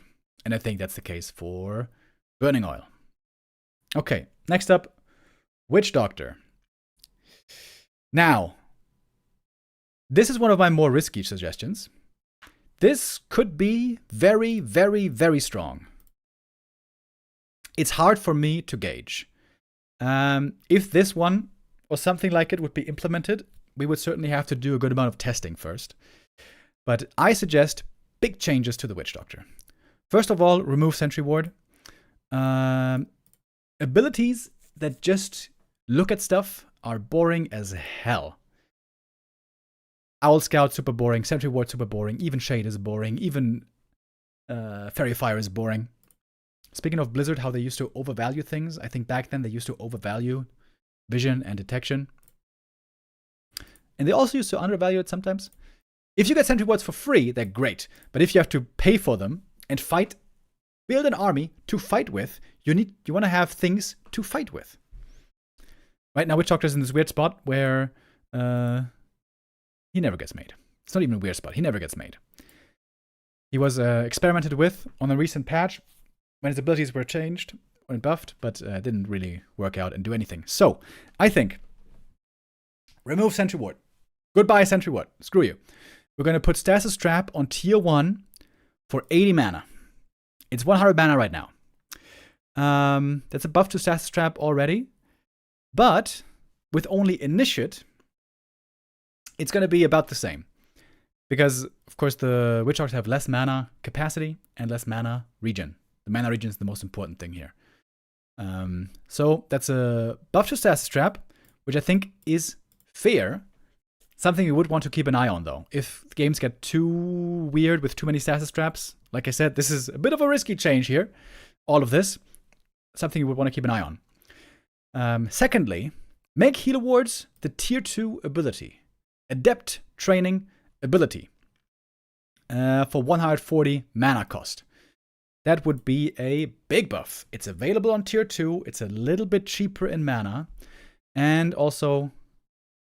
Oh, I skipped over this earlier, I think. Grubby suggested making Healer Ward healing weaker because of the faster Master Training. I want to go the opposite way. I want to make Healer Wards more healing per second, but less duration. Right now it's 25 seconds, 2%. I want it to be 20 seconds, 2.5%. That's more HP per second, of course. That is definitely a little bit of a buff, but it's the same total healing over time. I think it's way more interesting if the wards are shorter duration, then we can pack more power into that duration. If for a ward to be effective, you have to be standing there for 30 seconds, 40 seconds, it is sluggish gameplay, it feels undynamic, it feels boring, doesn't feel good. In fact, Blizzard went into this direction already a couple patches back. It used to be 30-second duration on Heal Ward, going down to 25. I think we should cut it down even more to 20 seconds. You place it, you stand there, keep going, you keep moving, you just keep staying active. And then, for the Master Training, I would like to see a mana totem being added. If I'm not mistaken, in World of Warcraft, they have mana totems. And I gotta be honest, I never really played WoW, except for level 40. I don't really know how mana totems work, but, you know, you can do a variety of things with them. Now, important. Mana totems should be weak. It should be a nice little bonus to get with Master Training. With Stasis Trap already better, with Heal Wards already a lot better on Tier 2, with Master Training being faster already, giving them a strong Tier 3 ability mana totem would not be good. I think that would go too far. So I think it should be rather low power. And I gotta be honest here, I had a tough time gauging how strong or weak this would be. My intention here is for this to be a little bit weak. So Mana Totem should last 20 seconds. Same as Heal Ward. I think that just makes sense. You want to have the synergy between them. Heal Ward, Mana Totem, boom, and then you stand there 20 seconds and you can keep moving. You know? I think that has to be this way. Now, what is the mana regen? What is the mana cost? And what is the cooldown? I think it should have a rather sizable cooldown. So you don't just have 2 or 3 of these Witch Doctors just casting Mana Totem over and over. So I think it should be a 45-second cooldown. So you need more than 2 to have them going all at the same time. 50 mana cost, I think, makes sense, because if you summon a Mana Totem, it shouldn't cost you too much mana. If the cost is low, I think the cooldown should be high. We see that also another Orc caster, the Spirit Walker, Ancestral Spirit, Ultimate Ability, Master Ability, to revive a Tauren. 30 seconds, 250 mana. That's a lot of mana.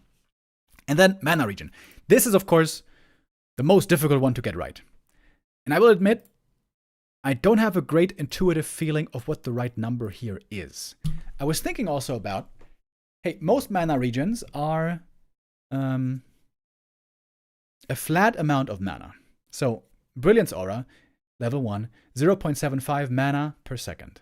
Statue, 2 mana per 1.5 seconds. Clarity Potion, 100 mana over however long. Maybe it would be interesting if the Mana Totem gave you percentage mana. I don't even know what the right number would be. 4% of max mana per second, maybe. But then I was thinking, that would make it way better for caster than it is for heroes. And especially for strength heroes, that would be really bad. They have a low mana pool, so maybe it's not the right approach. I will again reiterate, I don't know what the perfect number here is. 1.5 mana per second is the same, almost the same, as Statue and level 2 Brilliance. I am very willing, though, to change up the numbers here. I'm not sure exactly what the right numbers are, but I think it would be cool to give the Witch Doctor a Tauren Totem. Not a Tauren Totem, a Mana Totem. That would make him way more interesting, I think. Get rid of the stupid Sentry Wards and give him this setup. And then it would be the, you know, true Orc healer boy, as it would make sense thematically as a Witch Doctor. One more time, I will say, bit of a risky change. We would have to look at the numbers pretty closely if something like that was deployed. And next up, Great Hall. I want to make it cheaper and make it faster by a little bit. This again is in line with perhaps the most important goal I have for the patch suggestions. Make Expo plays more viable. More expansions means more options, means better Warcraft. Okay, next up, Night Elf. We got about half an hour. Alright, I think I can finish this in half an hour. So, Night Elf, Warden. Warden, interesting spot. She's playable right now. I think she has some problems. First of all, just for the feel of the hero, for the enjoyment of playing the hero, I would love to have the cast point of Blink halved. So if you guys don't know what I mean, when you blink, it takes a certain amount of time until the Warden actually goes through the animation and then blinks away. And that's like, it's not on Wikipedia. I don't know what the real numbers are. I guess Blizzard could look it up in the editor or something. But it's like half a second, maybe. If this was faster, faster by half, then the Warden would be so responsive. You could blink so fast. That also means you can blink Stormbolt better, you can blink, you can dodge Coil better, you can dodge Ensnares better. I think this would give, again, a lot of player agency to the Night Elf players with Warden. It would make her feel so much better. Everything, I imagine many of you know this, everything that's more responsive, quicker, feels better. This would make her feel a lot better. Secondly, Shadow Strike. I think Shadow Strike, the damage tick intervals are way too long. Shadow Strike, you hit the target, and then there's 5 damage tick intervals. Of course, the damage increases with levels and takes 3 seconds between intervals. So it's a total of 15 seconds to do all the damage. I think that takes way too long. I think we want to have that as well, to have the damage ticks at every 1.5 seconds instead of 3 seconds. Now, you might be wondering, well, it's the same amount of damage. Is it really a buff if it's the same amount of damage? But we've seen this before. Also in other games, I've seen this. If the damage, even if it's the same amount, comes in faster, it's definitely a buff. It's less time for the opponent to react, more time for you to punish, and so on. Yeah. That's 2 buffs for the Warden right there. And Fan of Knives. I think Warden, same as the Dreadlord. Very interesting hero, very similar. Weak early game, really good late game. But I think the gap is too big. On Warden and on Dreadlord both. They are partly too weak in the early game. And especially way too good in the late game. Way too good. The Warden has been getting away with insane late game for too long, in my opinion. I think we need to change the Fan of Knives and change Avatar of Vengeance. So, Fan of Knives, I think it's ridiculous that the Warden, once she's level 5, with level 2 Blink, she can single-handedly, oftentimes without ability of a punish, destroy the entire economy in a base. Jump in, Fan of Knives, 1 or 2 hits, peasants dead. Jump over, Expo, also all there, all the peasants dead. I think that is ridiculous. I think that is absolutely game-breaking in many instances. I think the level 3 damage of Fan of Knives should be reduced from 200 to 180. This would make it so that she would need a lot more damage to kill those peasants, would make her level 5 weaker. Alright. Typical Remo moment. Gotta get the door real quick, I'll be right back.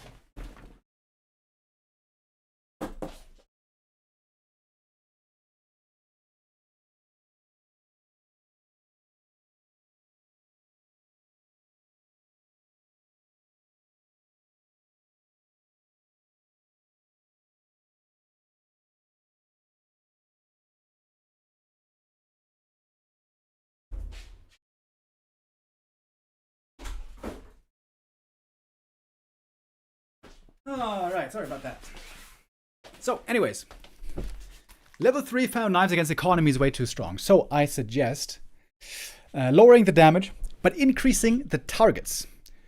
The total damage is still going to be the same on level 5, more or less. Increase targets from 6 to 7. And it's going to make low-level Fan of Knives better. Level 1 and level 2. I wonder if this might even make it a bit too good, but I think we have to bring the gap closer. The Warden also, she benefits so much from level 5 because of the blink and the proximity to level 6, the power of Moonwells. But the most frustrating, the most unfair thing by far, I think, about the Warden is her ability to kill economy. It is ridiculous, what she can do there. I think it's way too much. And also, her ult, way too good. Permanently invulnerable things are mega annoying. The Vengeful Spirits, they're really strong already. The Avatar is really strong already. And then the Vengeful Spirits are unkillable. That is not okay. I wonder how that even got through the beta. Permanently invulnerable summons. Permanently invulnerable. So they should be made vulnerable. Give them more armor if you want. And make them like really bad experience, 12 XP like a Skelly. But you can't have permanently invulnerable summons. That's ridiculous. Also, having 100% uptime on the ult, that's also ridiculous. All these changes here should bring the Warden a little bit more into reasonable territory, in my opinion. Okay, next up. Podem. Similar to Grubby, I'm also suggesting a Searing Arrow buff. This would greatly help Night of Mirror. The Potom on paper should be a good counter to Demon Hunter. She has an aura and she has an orb. That means she does well with low mana to no mana. She should be the perfect counter to a demon. But do we see her? Does she work in pro play? No, she doesn't, because she's too bad. The strategy is too bad. Potom Hunts, Potom Archer, Potom Dryad, whatever it is, everything is too bad, way worse than Demon Hunter plus Bears. You can't really nerf Bears because they're really important in other matchups. You can nerf Demon, we're going to get to that later. But the Potom needs to be better. Another reason that we see the Potom needs a buff is she's basically playable nowhere. Okay, that's not true. I have to take that back. Let me take that statement back. She's not playable nowhere. She is playable as a third hero in some matchups, but not really because of her abilities, but just because she can carry an orb. And she's got a bit of a damage aura. You need an orb carry, there you go. You go Potom third because the orb is so strong. I think the Potom has a way better niche to fill. I talked about the Huntresses earlier already. The Huntresses should offer another strategic option to Night Elf. If you want to go tier 3, you can do that. And if you're going tier 3 anyways, then you may as well get Bears, because Bears are crazy good. So there you go. That's your tier 3 Bear strategy. But there should also be a tier 2 Night Elf strategy with Potom, with Hunts, with Moonglaive upgrade, maybe with Talons, who knows. But there should be a tier 2 option. And for there to be a tier 2 option, there needs to be a good hero without an Orb of Venom. This is where the Potom can fill that role. She can have a strong orb attack, so you don't need the Orb of Venom. And that orb of fire attack, that doesn't really work. Searing Arrow attack, that could be the counter to Demon Hunter that Night Elf needs to be able to play something else other than just Bears, Demon, every game for the last 20 years. Now, this is a big buff to Searing Arrow that I'm suggesting here. -3 mana and plus damage here by about more than 10%. I think would help a lot. And I mentioned this earlier as well. This is one of my more creative suggestions and maybe daring suggestions. At some point in this video earlier, I mentioned the Potom, in my opinion, should be a healer hero. Or at least have one healing ability. You don't have to play her with healing, but you could if you really wanted to. Against Demon Hunter, for example, you probably couldn't because he has mana burn, but whatever. Outside of the Demon Hunter matchup, maybe she could have a healing ability, and I was thinking about the healing ability and what it could be. I'm not really great at coming up with completely new spells and being so creative in that way, so I had to get inspiration from somewhere else, and I'm going to show you in a moment what it is. First, though, I guess I should explain why should the Potom be a healer? And that is out of experience. I've seen many pro games of Warcraft 3, and with Night Elf, there's always, when it comes to healing, one clear common denominator. Every time you don't play Bears, you are really struggling with healing. Healing is crucial in Warcraft 3. Speaking of Blizzard in the early days, I think Blizzard really undervalued healing early in Warcraft 3. Didn't give undead early healing sources for a long time. With more healing, things are way better. With more healing for Night Elf, there would be more options to play other things than Bears every game. I think that is... Many of that is a clear fact, and in my opinion would be a big help for Night Elf strategically to have a different healing source. And since Bears have single target healing with Rejuve, and Moonwells are sort of single target healing as well, I think Potom should have a bit of an AoE heal. And I have written down it here already, in case you want to read it, but sometimes it's easier to see than it is to read, to understand a spell. And I'm drawing my inspiration from Dota 2. This is Omni Knight from Dota 2. He has a skill called Purification. Purification instantly heals a friendly unit and damages all nearby enemy units. This is really cool. Something we don't have in Warcraft 3, an ability that combines healing and damage together. I think that could be interesting on the Potom. How I envision it is, obviously you remove the Owl Scout and you give her the new heal ability, and the new heal ability could be called Elun's Blessing, Elun's, I don't know, Elun's Favor, something like that. And then you You turn to the unit you want to heal, you throw out the owl, and when the owl lands in the AoE, it does a heal, and if in the AoE there's enemies, it does damage. Now, in Dota, it is 100% damage. I don't think that would be, like 100% of the heal also does the damage. I don't think that would be a good idea for Warcraft 3. I think the damage should be lower than the heal. Where are we? There we are. Yeah, I think that the damage should be lower than the heal, because if it's 100% damage, 100% healing, then whenever you use the heal outside of a fight, you feel like you're losing out on a lot of value. And as far as balance goes, probably you should be losing out on lots of value. So what I'm suggesting is do the healing in an AoE 280 radius. This is a little bit more than heal spray, by the way. And 1/3 the amount.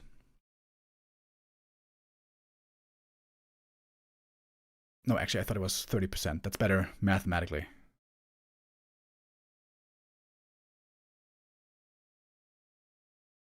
Yeah. Damage enemies for 30% the amount. So, you throw the owl onto your unit. Everything in that AoE that is allies gets healed for a certain amount, and everything that's enemy in that radius gets damaged for 30% of the amount. And with 30%, then you can make the numbers pretty neat. You can make it 100, 200, 300 heal, and then, 30% of that is the damage. And then you can adjust mana cost and cooldown accordingly. I did this 80 mana cost and 9 seconds. It's similar to Heal Wave. Heal Wave, of course, doesn't have the offensive component to it, but Heal Wave always hits the targets you want, pretty much, whereas here, you want to be able to stack it up more. And of course, since this is an AoE, this also means this is intended to be better for more small units, better for archers, better for hunts, not as good as MGs and heroes and bears, to serve a different need, to serve a different strategy. This number might be a bit high. When you just come up with these numbers in your head, you don't know exactly where they're gonna land. Something like that also would have to be tested.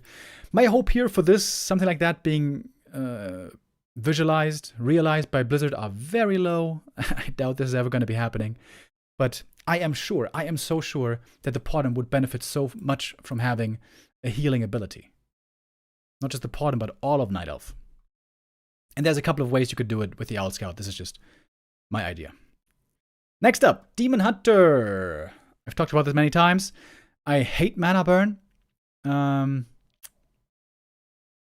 How it limits the game, how it restricts heroes, how it narrows strategies, I hate it.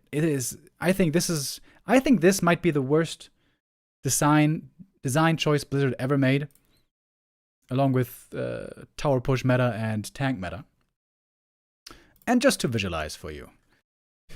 When there's a Demon Hunter first in the game, let's think about how many first heroes are playable and how many first heroes are absolutely not playable, even if they had good abilities, because they will have no mana. Let's take a look. Alchemist, completely unplayable. Archmage, though, yeah, he's playable. Beastmaster, completely unplayable. Blademaster, he's playable. He's good without mana, he's got good stats, playable. Bloodmage, hey, he's one of the heroes who's actually playable indeed. He's got the life drain. He can take the mana back. There's one hero. Let's keep going. Cryptlord, completely unplayable. Dark Ranger, not completely unplayable. She's got an orb. Orb, okay, she's fine. DK, he's playable. Demon Hunter, he's always playable. Isn't that nice? Demon Hunter, always playable. He is the best tank in the game. He's one of the best damage dealers in the game. He's one of the best first heroes in the game. He's got one of the best ults in the game. And he disables all the heroes, especially melee heroes. Dreadlord, completely unplayable. Farseer, completely unplayable. Despite being a ranged hero, by the way. Normally ranged heroes who can stay further away from the Demon Hunter should be playable. But no, not playable. Firelord, not playable. Keeper, not playable. Lich, he is actually playable because he's a good orb carrier. MK, a little bit of an exception with the MK. Normally MK is unplayable, but especially with how humans have found a very smart strategy with fast expo with the power of bash, MK is actually playable. surprisingly. Naga's playable because he's an orb. Pally unplayable. Panda unplayable. Pitlord, he's not unplayable because of Demon Hunter, to be honest. He's just unplayable in general. Potom should be the perfect counter to Demon, I say again. With Aura and Orb, she should be the perfect counter, but she's too weak. Shadowhunter is playable. He's ranged. He's got Hex. He can be pretty good. TC, though, unplayable. Tinker, unplayable. Warden, unplayable. So, what is that percentage-wise? 60%, 70% of heroes unplayable? That is outrageous. That is outrageous. Blizzard should have said many years ago, when they were creating the game, they should have said, this ability is a bad idea. This ability makes half our heroes unplayable. This is not a good idea. My dream would be remove mana burn altogether and give him a different ability. A strong ability to make him a powerful hero like he should be. But remove mana burn that cripples the game, cripples the meta in so many ways. I've tried to come up with ideas and concepts for other abilities, but here my weakness strikes again. I am not that creative. I couldn't come up with something good. I was thinking about something like a taunt or a vacuum.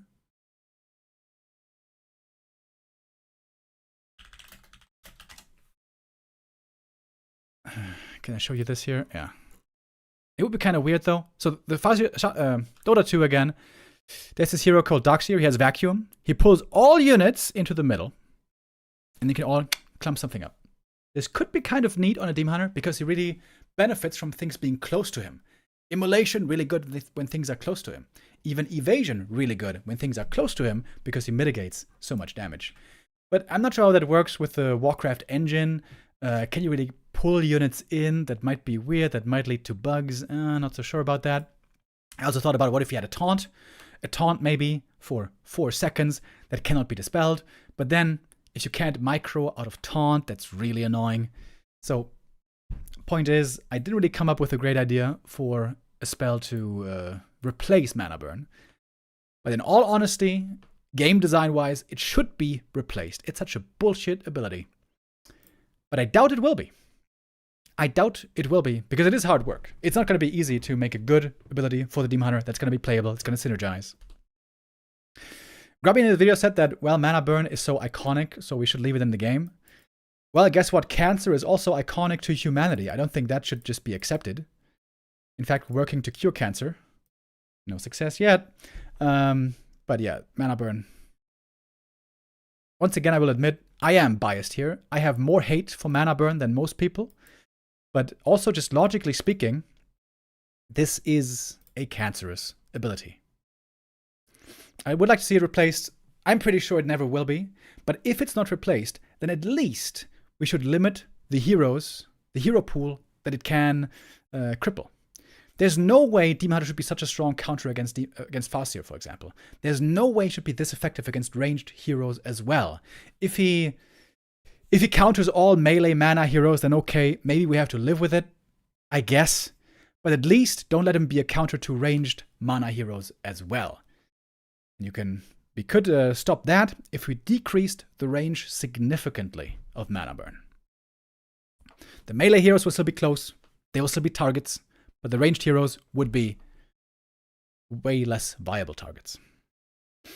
Alright, next hero coming up, Keeper of the Grove. Has been much too weak for much too long, in my opinion. Blizzard overdid it with a nerf a couple of years ago. They nerfed Entangle like 2 or 3 years later after the Keeper was not OP anymore. They missed the train a little bit on that one. So I think Keeper needs buffs again. I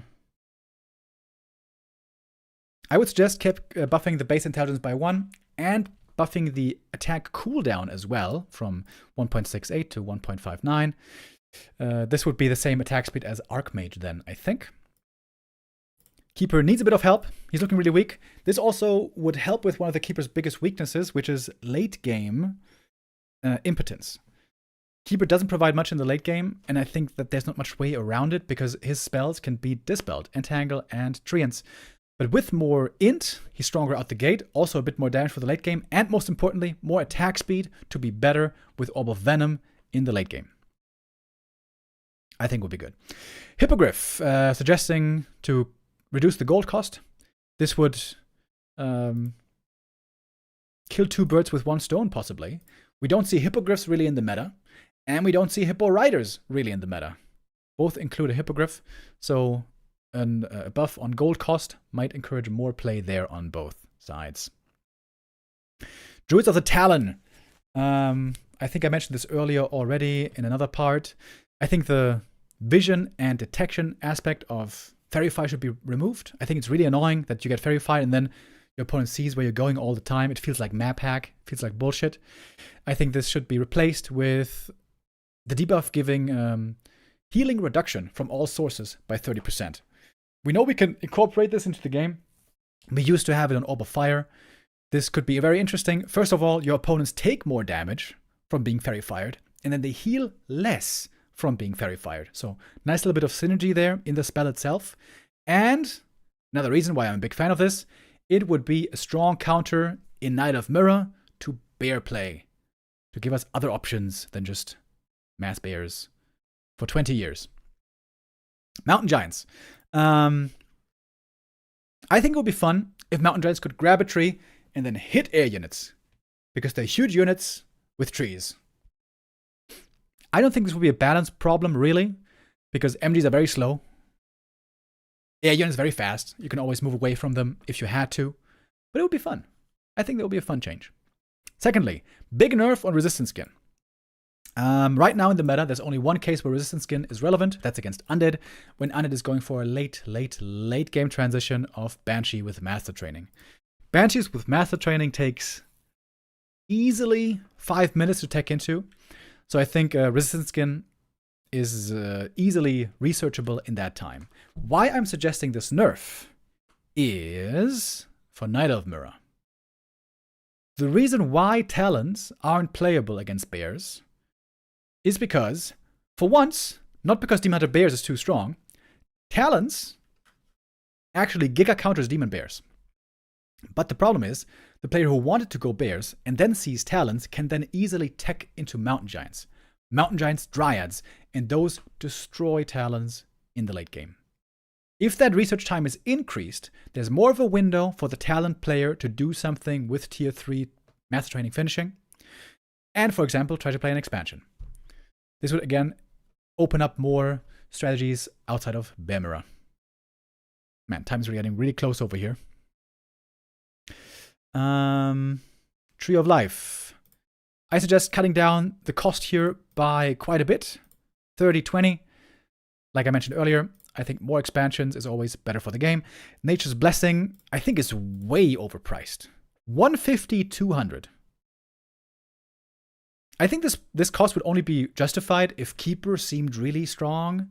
If stuff like Ancient of War pushes, AP pushes seemed really strong. None of that is the case. I think Nature's Blessing deserves a significant budget cut and buff through cost. Marksmanship. Marksmanship, I think, is interesting, but it doesn't seem to be quite good enough. I suggest buffing the damage by +1, and I would like to see the Hunter's Hall requirement removed. It's kind of weird that you can play, hunts or, Dryad Bears. For that, you need Hunter's Hall. But there's also another way. You could, in theory, play Archers and Talons, and then you don't need a Hunter's Hall. That's a nice little option to have. But then, when you go Tier 3 to go for Master Training Talents, for example, and you want to go for Marksmanship, then for that, actually, you do need the Hunter's Hall. So suddenly, this doesn't make sense in the build. So I think it would be nice if Hunter's Hall was not required. Huntresses. I talked about this earlier in the SaveOrcas video. Moonglaves, I think they're just simply too expensive. I think we need to get something quick, something cheap. Huntresses shouldn't take that much of an investment. And Bouncing Glaives should have the abilities to bounce from buildings to buildings, if not from buildings to units.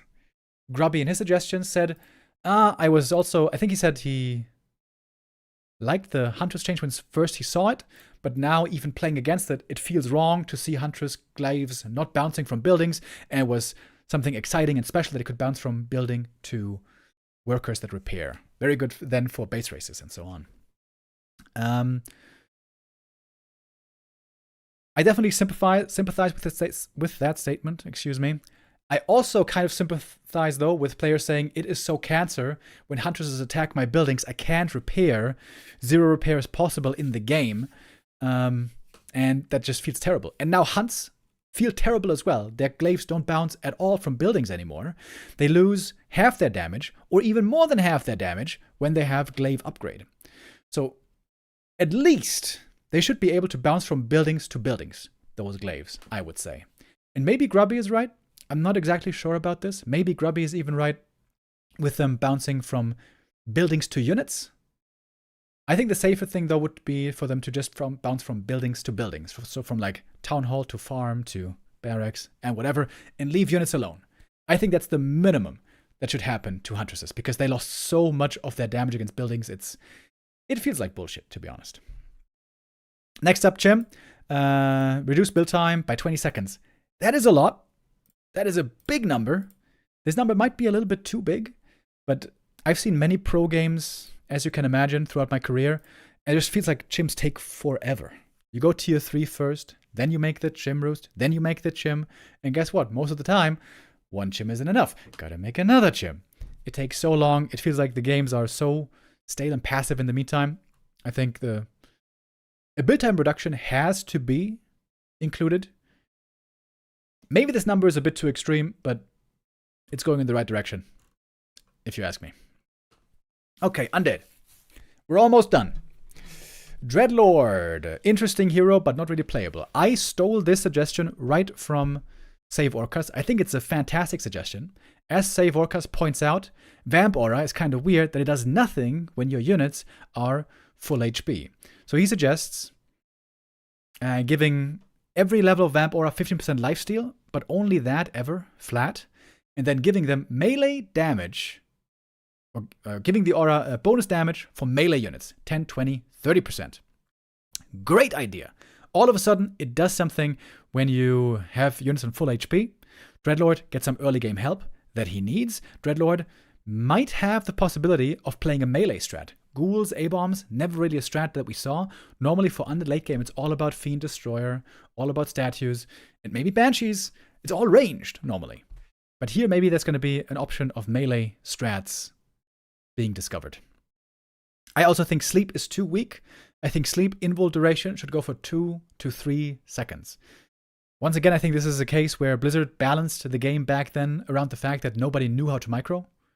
Nowadays, everyone is really good at waking up the sleep target right away. If we increase the duration by 1 second, that's going to be a little buff for the early game that I think, again, the Dreadlord much needs. I mentioned the Warden and Dreadlord earlier together. I think they both are similar with kind of weak early game, less so for the Warden, more so for the Dreadlord, but insane in the late game. Dreadlord is way too good late and way too weak early. He needs a nerf on Infernal Duration, same as the Avatar of Vengeance. It's a significant cut, 70 seconds, that it deserves. And also decrease the damage at level 3 Carrion Swarm. 200 is too much. It's a little bit too much. Bring that down a little bit. Okay, Cryptlord. These suggestions also stolen from SaveOrcas. Make it so that Spike Carapace grant bonus armor and damage reflect to Carrion Beetles. So there's synergy between the Beetles and the Spike Carapace, the Cryptlord and the Beetles working together, benefiting together. This is a really cool fantasy fulfillment change. And it's certainly going to make the passive a lot stronger. Is it strong enough to replace Impale? I'm still not sure. We might see Impale delayed until the late game, maybe. Tome of Retraining, maybe. This is a cool idea, though. I liked it a lot. Now, also something that... Didn't have Warcraft started? No. Also something that I feel like is really holding the Cryptlord back is that he cannot impale and snare targets. And I think why this was made by Blizzard back then is because visually it just looked strange. Not everybody knows this, but when the target is ensnared, you can't impale it. When it's entangled, you can't impale it. When it's webbed, you can't impale it. When it's burrowed, you can't impale it. I think that's because if something is like either below the ground or stuck to the ground, if then you would catapult it up with impale, it would look weird. I think Blizzard purely made this decision because of visuals. And it doesn't feel fair. With this, the Crypt Lord gets countered not just by magic immune units, but also by all air units. Even if you web the air units to the ground, you cannot impale them. And why not? For the other heroes with strong abilities, that's not the case.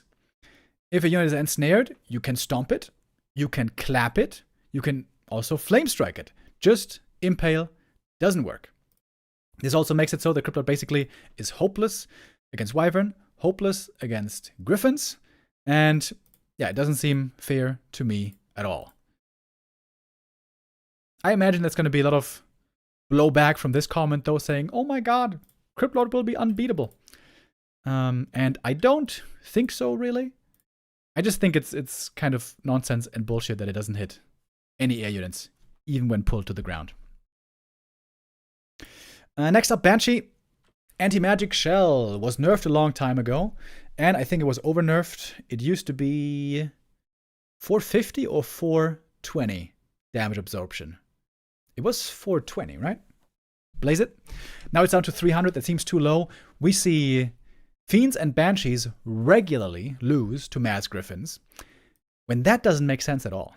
Like, pure Mass Griffins, nothing else, just only Mass Griffins, beat Fiend Banshee the perfect counter. That shouldn't be the case. That's like Mass Archers beating Mass Ghouls. It's not the way it's supposed to go. So I think a little bit of a increase in AMS would again be appropriate. Next up, the controversial ghoul change. I talked about this quite a bit earlier already when I was talking about the suggestions from SaveOrcas. So, I think the ghoul nerf went a little bit too far. I was trying to debate for a long time. Was it justified? Was it not justified? I'm still not 100% sure if it went way too far or not. I think it went a little bit too far. We saw the win rates dropping hugely immediately after the patch. Happy and Labby and 120 getting absolutely bodied. Since then, especially Happy has bounced back amazingly. He's found ways again. That's because he's an insane gamer. He always finds a way to win, even with random. I think Grubby brought up a good point. It doesn't really matter what Happy plays, what meta he's in. He's just so good. He always finds a way. Labby and 120, they have dropped a lot more compared to Happy. Yeah, I think the nerf went a bit too far, but I'm not sure if the nerf should be reverted exactly or if another thing should be buffed instead. As I say here clearly with a big "or" exclamation mark, one of these things I think should happen, and I'm not sure which one. Either revert the damage nerf of -1, bring them back to +1 damage again, or reduce the gold cost of Crypt from 200 to 150. If this was done, then Undead could at least get out the DK and the ghouls a little bit faster. For the ghouls, it doesn't matter much, but the DK would be there 5 seconds earlier if the Crypt was only 150 gold. That would smooth out the early game. The ghouls would still be a lot weaker compared to before, but you get the hero faster, you get to creeping faster, maybe you get to expanding faster. It makes the whole early game a little bit more comfortable, a little bit more smooth. For comparison, by the way, between ghouls and footies right now, the way it stands, footies, of course, have more EHP by a lot, which makes sense. They have a shield, they have 2 armor. 470 EHP versus ghoul EHP of 340. But the weird thing is that footies also right now have more DPS. Very, very, very slim. It's 9.26 versus 9.23 DPS. That feels weird, in my opinion. The ghouls are supposed to be the more frail units, the more aggressively capable units. Right now, the fact that the footies are better in both regards, it seems a bit weird to me. But weirdness sometimes has to be accepted for the sake of balance. I will definitely concede that point. But yeah, it does feel like a bit of an overnerf. If I had to land on one change, I think this would be the better change to make. Make the Crypt cheaper, make the early game smoother for the undead, even if the ghouls are now weak. Yeah, okay. Next up, Necromancer. Like SaveOrcas suggested, again, a great suggestion. Give them the ability on Initiate already to 2 abilities, Raise Dead and Raise Skeletal Warriors. You can choose. What do you want? Two skeletal warriors or skeletal mages? Did I say skeletal warriors twice? Raise 2 skeletal warriors or 2 skeletal mages, 2 separate abilities. I think that would be great. Also, I think the mana cost is a bit too high. It's 75 right now. I think we could bring that down to 65. And as I mentioned earlier as well, I think it would be amazing if we replace Cripple with Corpse Explosion. Such a much more exciting ability. It would be so cool to see Necros blow up the battlefield using this resource from the undead. The corpses would be so fun. But I have very little faith that something like that would ever be done. It would be, I imagine, pretty hard to implement. And Frostworm. Reduce the build time, same as Chim, down by 20 seconds, because they take forever. This number might be a bit high. Maybe it should be 15, but I think it's, again, in the right direction. Obsidian Statue.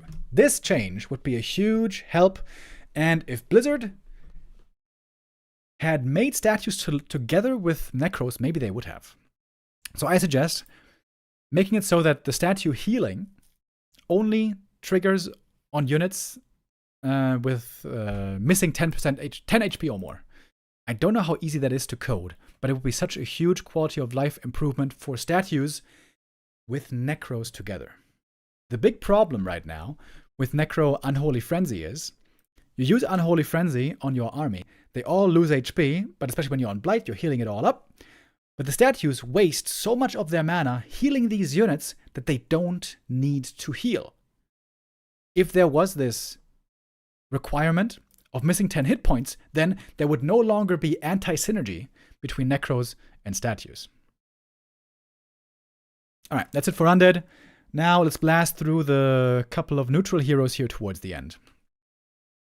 As you may have mentioned, may have noticed already, I was targeting a lot of the weaker heroes, like the Keeper, Podem, Dreadlord, Cryptlord even, to an extent. We also have many, many weak, one could even say garbage, Tavern heroes.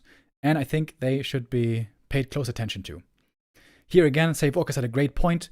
The Panda Breath of Fire right now feels really weird because the initial width of the Breath of Fire cone is so narrow. I didn't quite include the numbers here of what he suggested, but you can look those numbers up in his video. Make the initial cone bigger, even if the range, especially now, is a lot shorter of the Breath of Fire. At least give him that bigger width at the start, so you don't, miss footies in the Breath of Fire that are right in front of you. It feels stupid, it feels weird. Shouldn't be that way. And then, if he hits everything in a strong blast, in short distance, then he would have like that shotgun power. That would be kind of cool. It wouldn't be the same as Shockwave or Carrion Swarm or Nova, long range, far away, but short range, big power.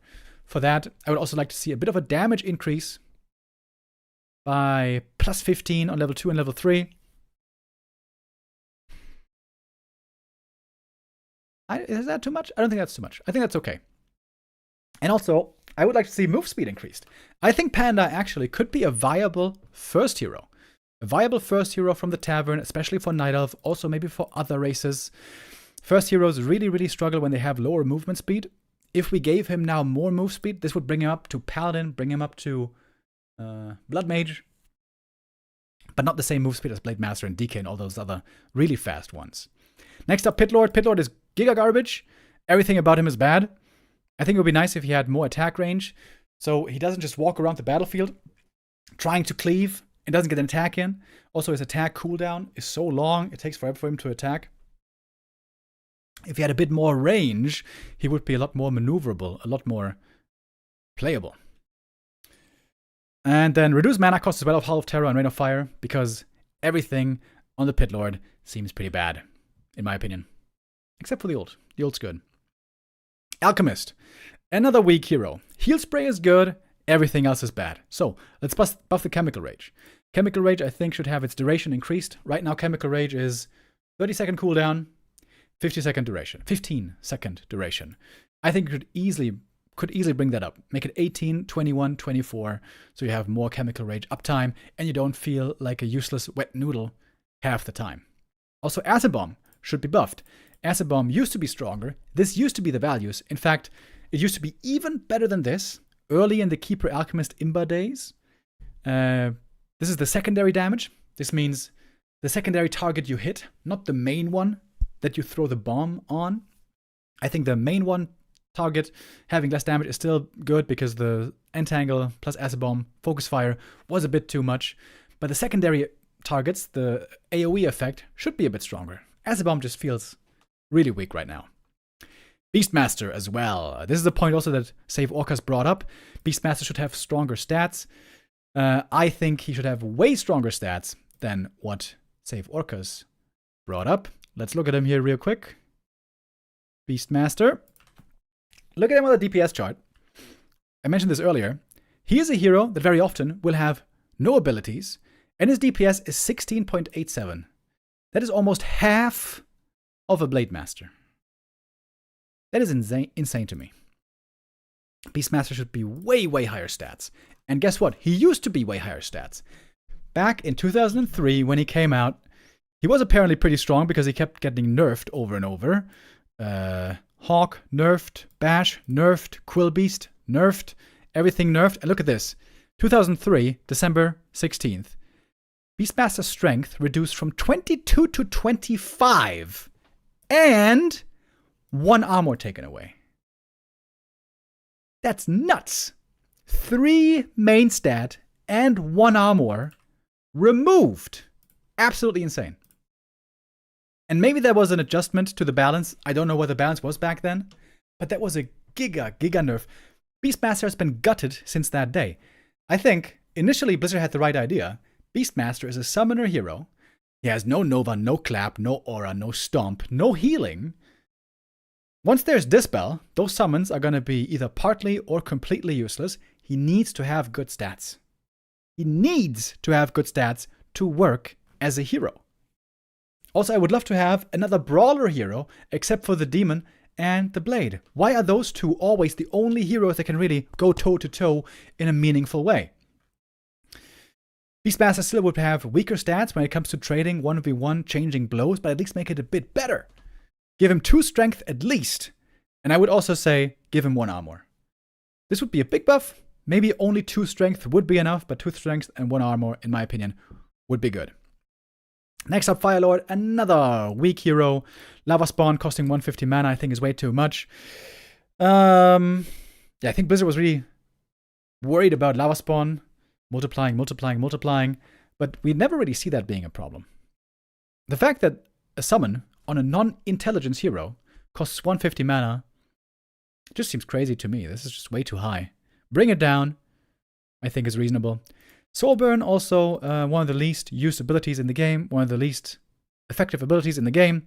It can be a strong debuff, but guess what? It gets dispelled all the time, pretty much. So I think if it gets dispelled, at least give it the ability to be recast faster.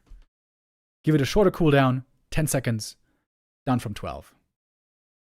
And lastly, the Tinker, and I think then we're finished. Yeah, Tinker is the last. Engineering upgrade. Again, a similar idea to SaveOrcas. SaveOrcas also suggests buffing the engineering upgrade because the engineering upgrade is a good lever to balance the Tinker by because he always has to go engineering. He can't go 2 active abilities. It's too much mana. I think the Tinker could be a good first hero. Pocket Factory could be really versatile. You can use it for creeping. You can use it for defending. You can use it for pushing. In a fight, you can use it as well if it's well positioned. The coolest thing about a Pocket Factory is it can change the terrain of the game, of the fight, of the map. This was basically the prototype of Protoss Force Field. But it's just too weak. Tinker is just garbage, straight up. And especially because he could be a first hero, I think it would be really cool if the Tinker had more self-sustain, self-reliance, and a great tool to give him that would be HP regen. Per level of engineering upgrade, give him 1.5, 3, 4.5 HP regen per second. Also, if you ever make it to level 6 Tinker, you're going to have a God Tinker with bonus armor and strength and HP regen. I think it would be super cool. This is a big buff. I don't want to deny it. That's a big buff to the passive. But with how shit the Tinker is, remember, think back to other things where you saw big buffs like Disease Cloud. I think he needs a big buff here. Would love to see this one coming through to give him more self-reliance. And also Pocket Factory needs some more HP. I'm suggesting going up here to 430, 650, 860. Maybe this is a bit too much. Maybe. I think it will be okay though. Again, We have to consider how people can micro nowadays. Again, probably the way Blizzard thought about it back then. You throw in the Pocket Factory, everyone's on A-click, the goblins explode, oh, Pocket Factory looks good. That's not really what Warcraft looks like anymore in 2025. 300 HP, 450, 600 HP is definitely too low. That is way too low HP on a Pocket Factory.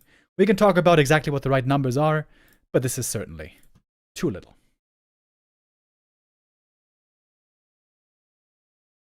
Okay. All right, that's it. That is my little bonus stream towards the end of the year.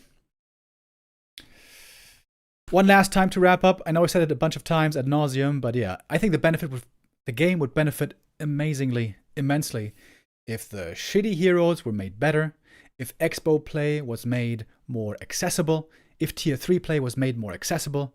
I don't even think we have to focus on too many things outside of that. Just enable those things, and all of a sudden there's going to be way more richness in the game, in my opinion. I also targeted a couple of the completely unused units like the Necromancers and Witch Doctors and Demolishers. I think the more important things are to hone in on those things. Buff the weak heroes, make more expansions possible, make more Tier 3 possible. But yeah, okay. That's enough for me. How long did we do? 2.5 hours.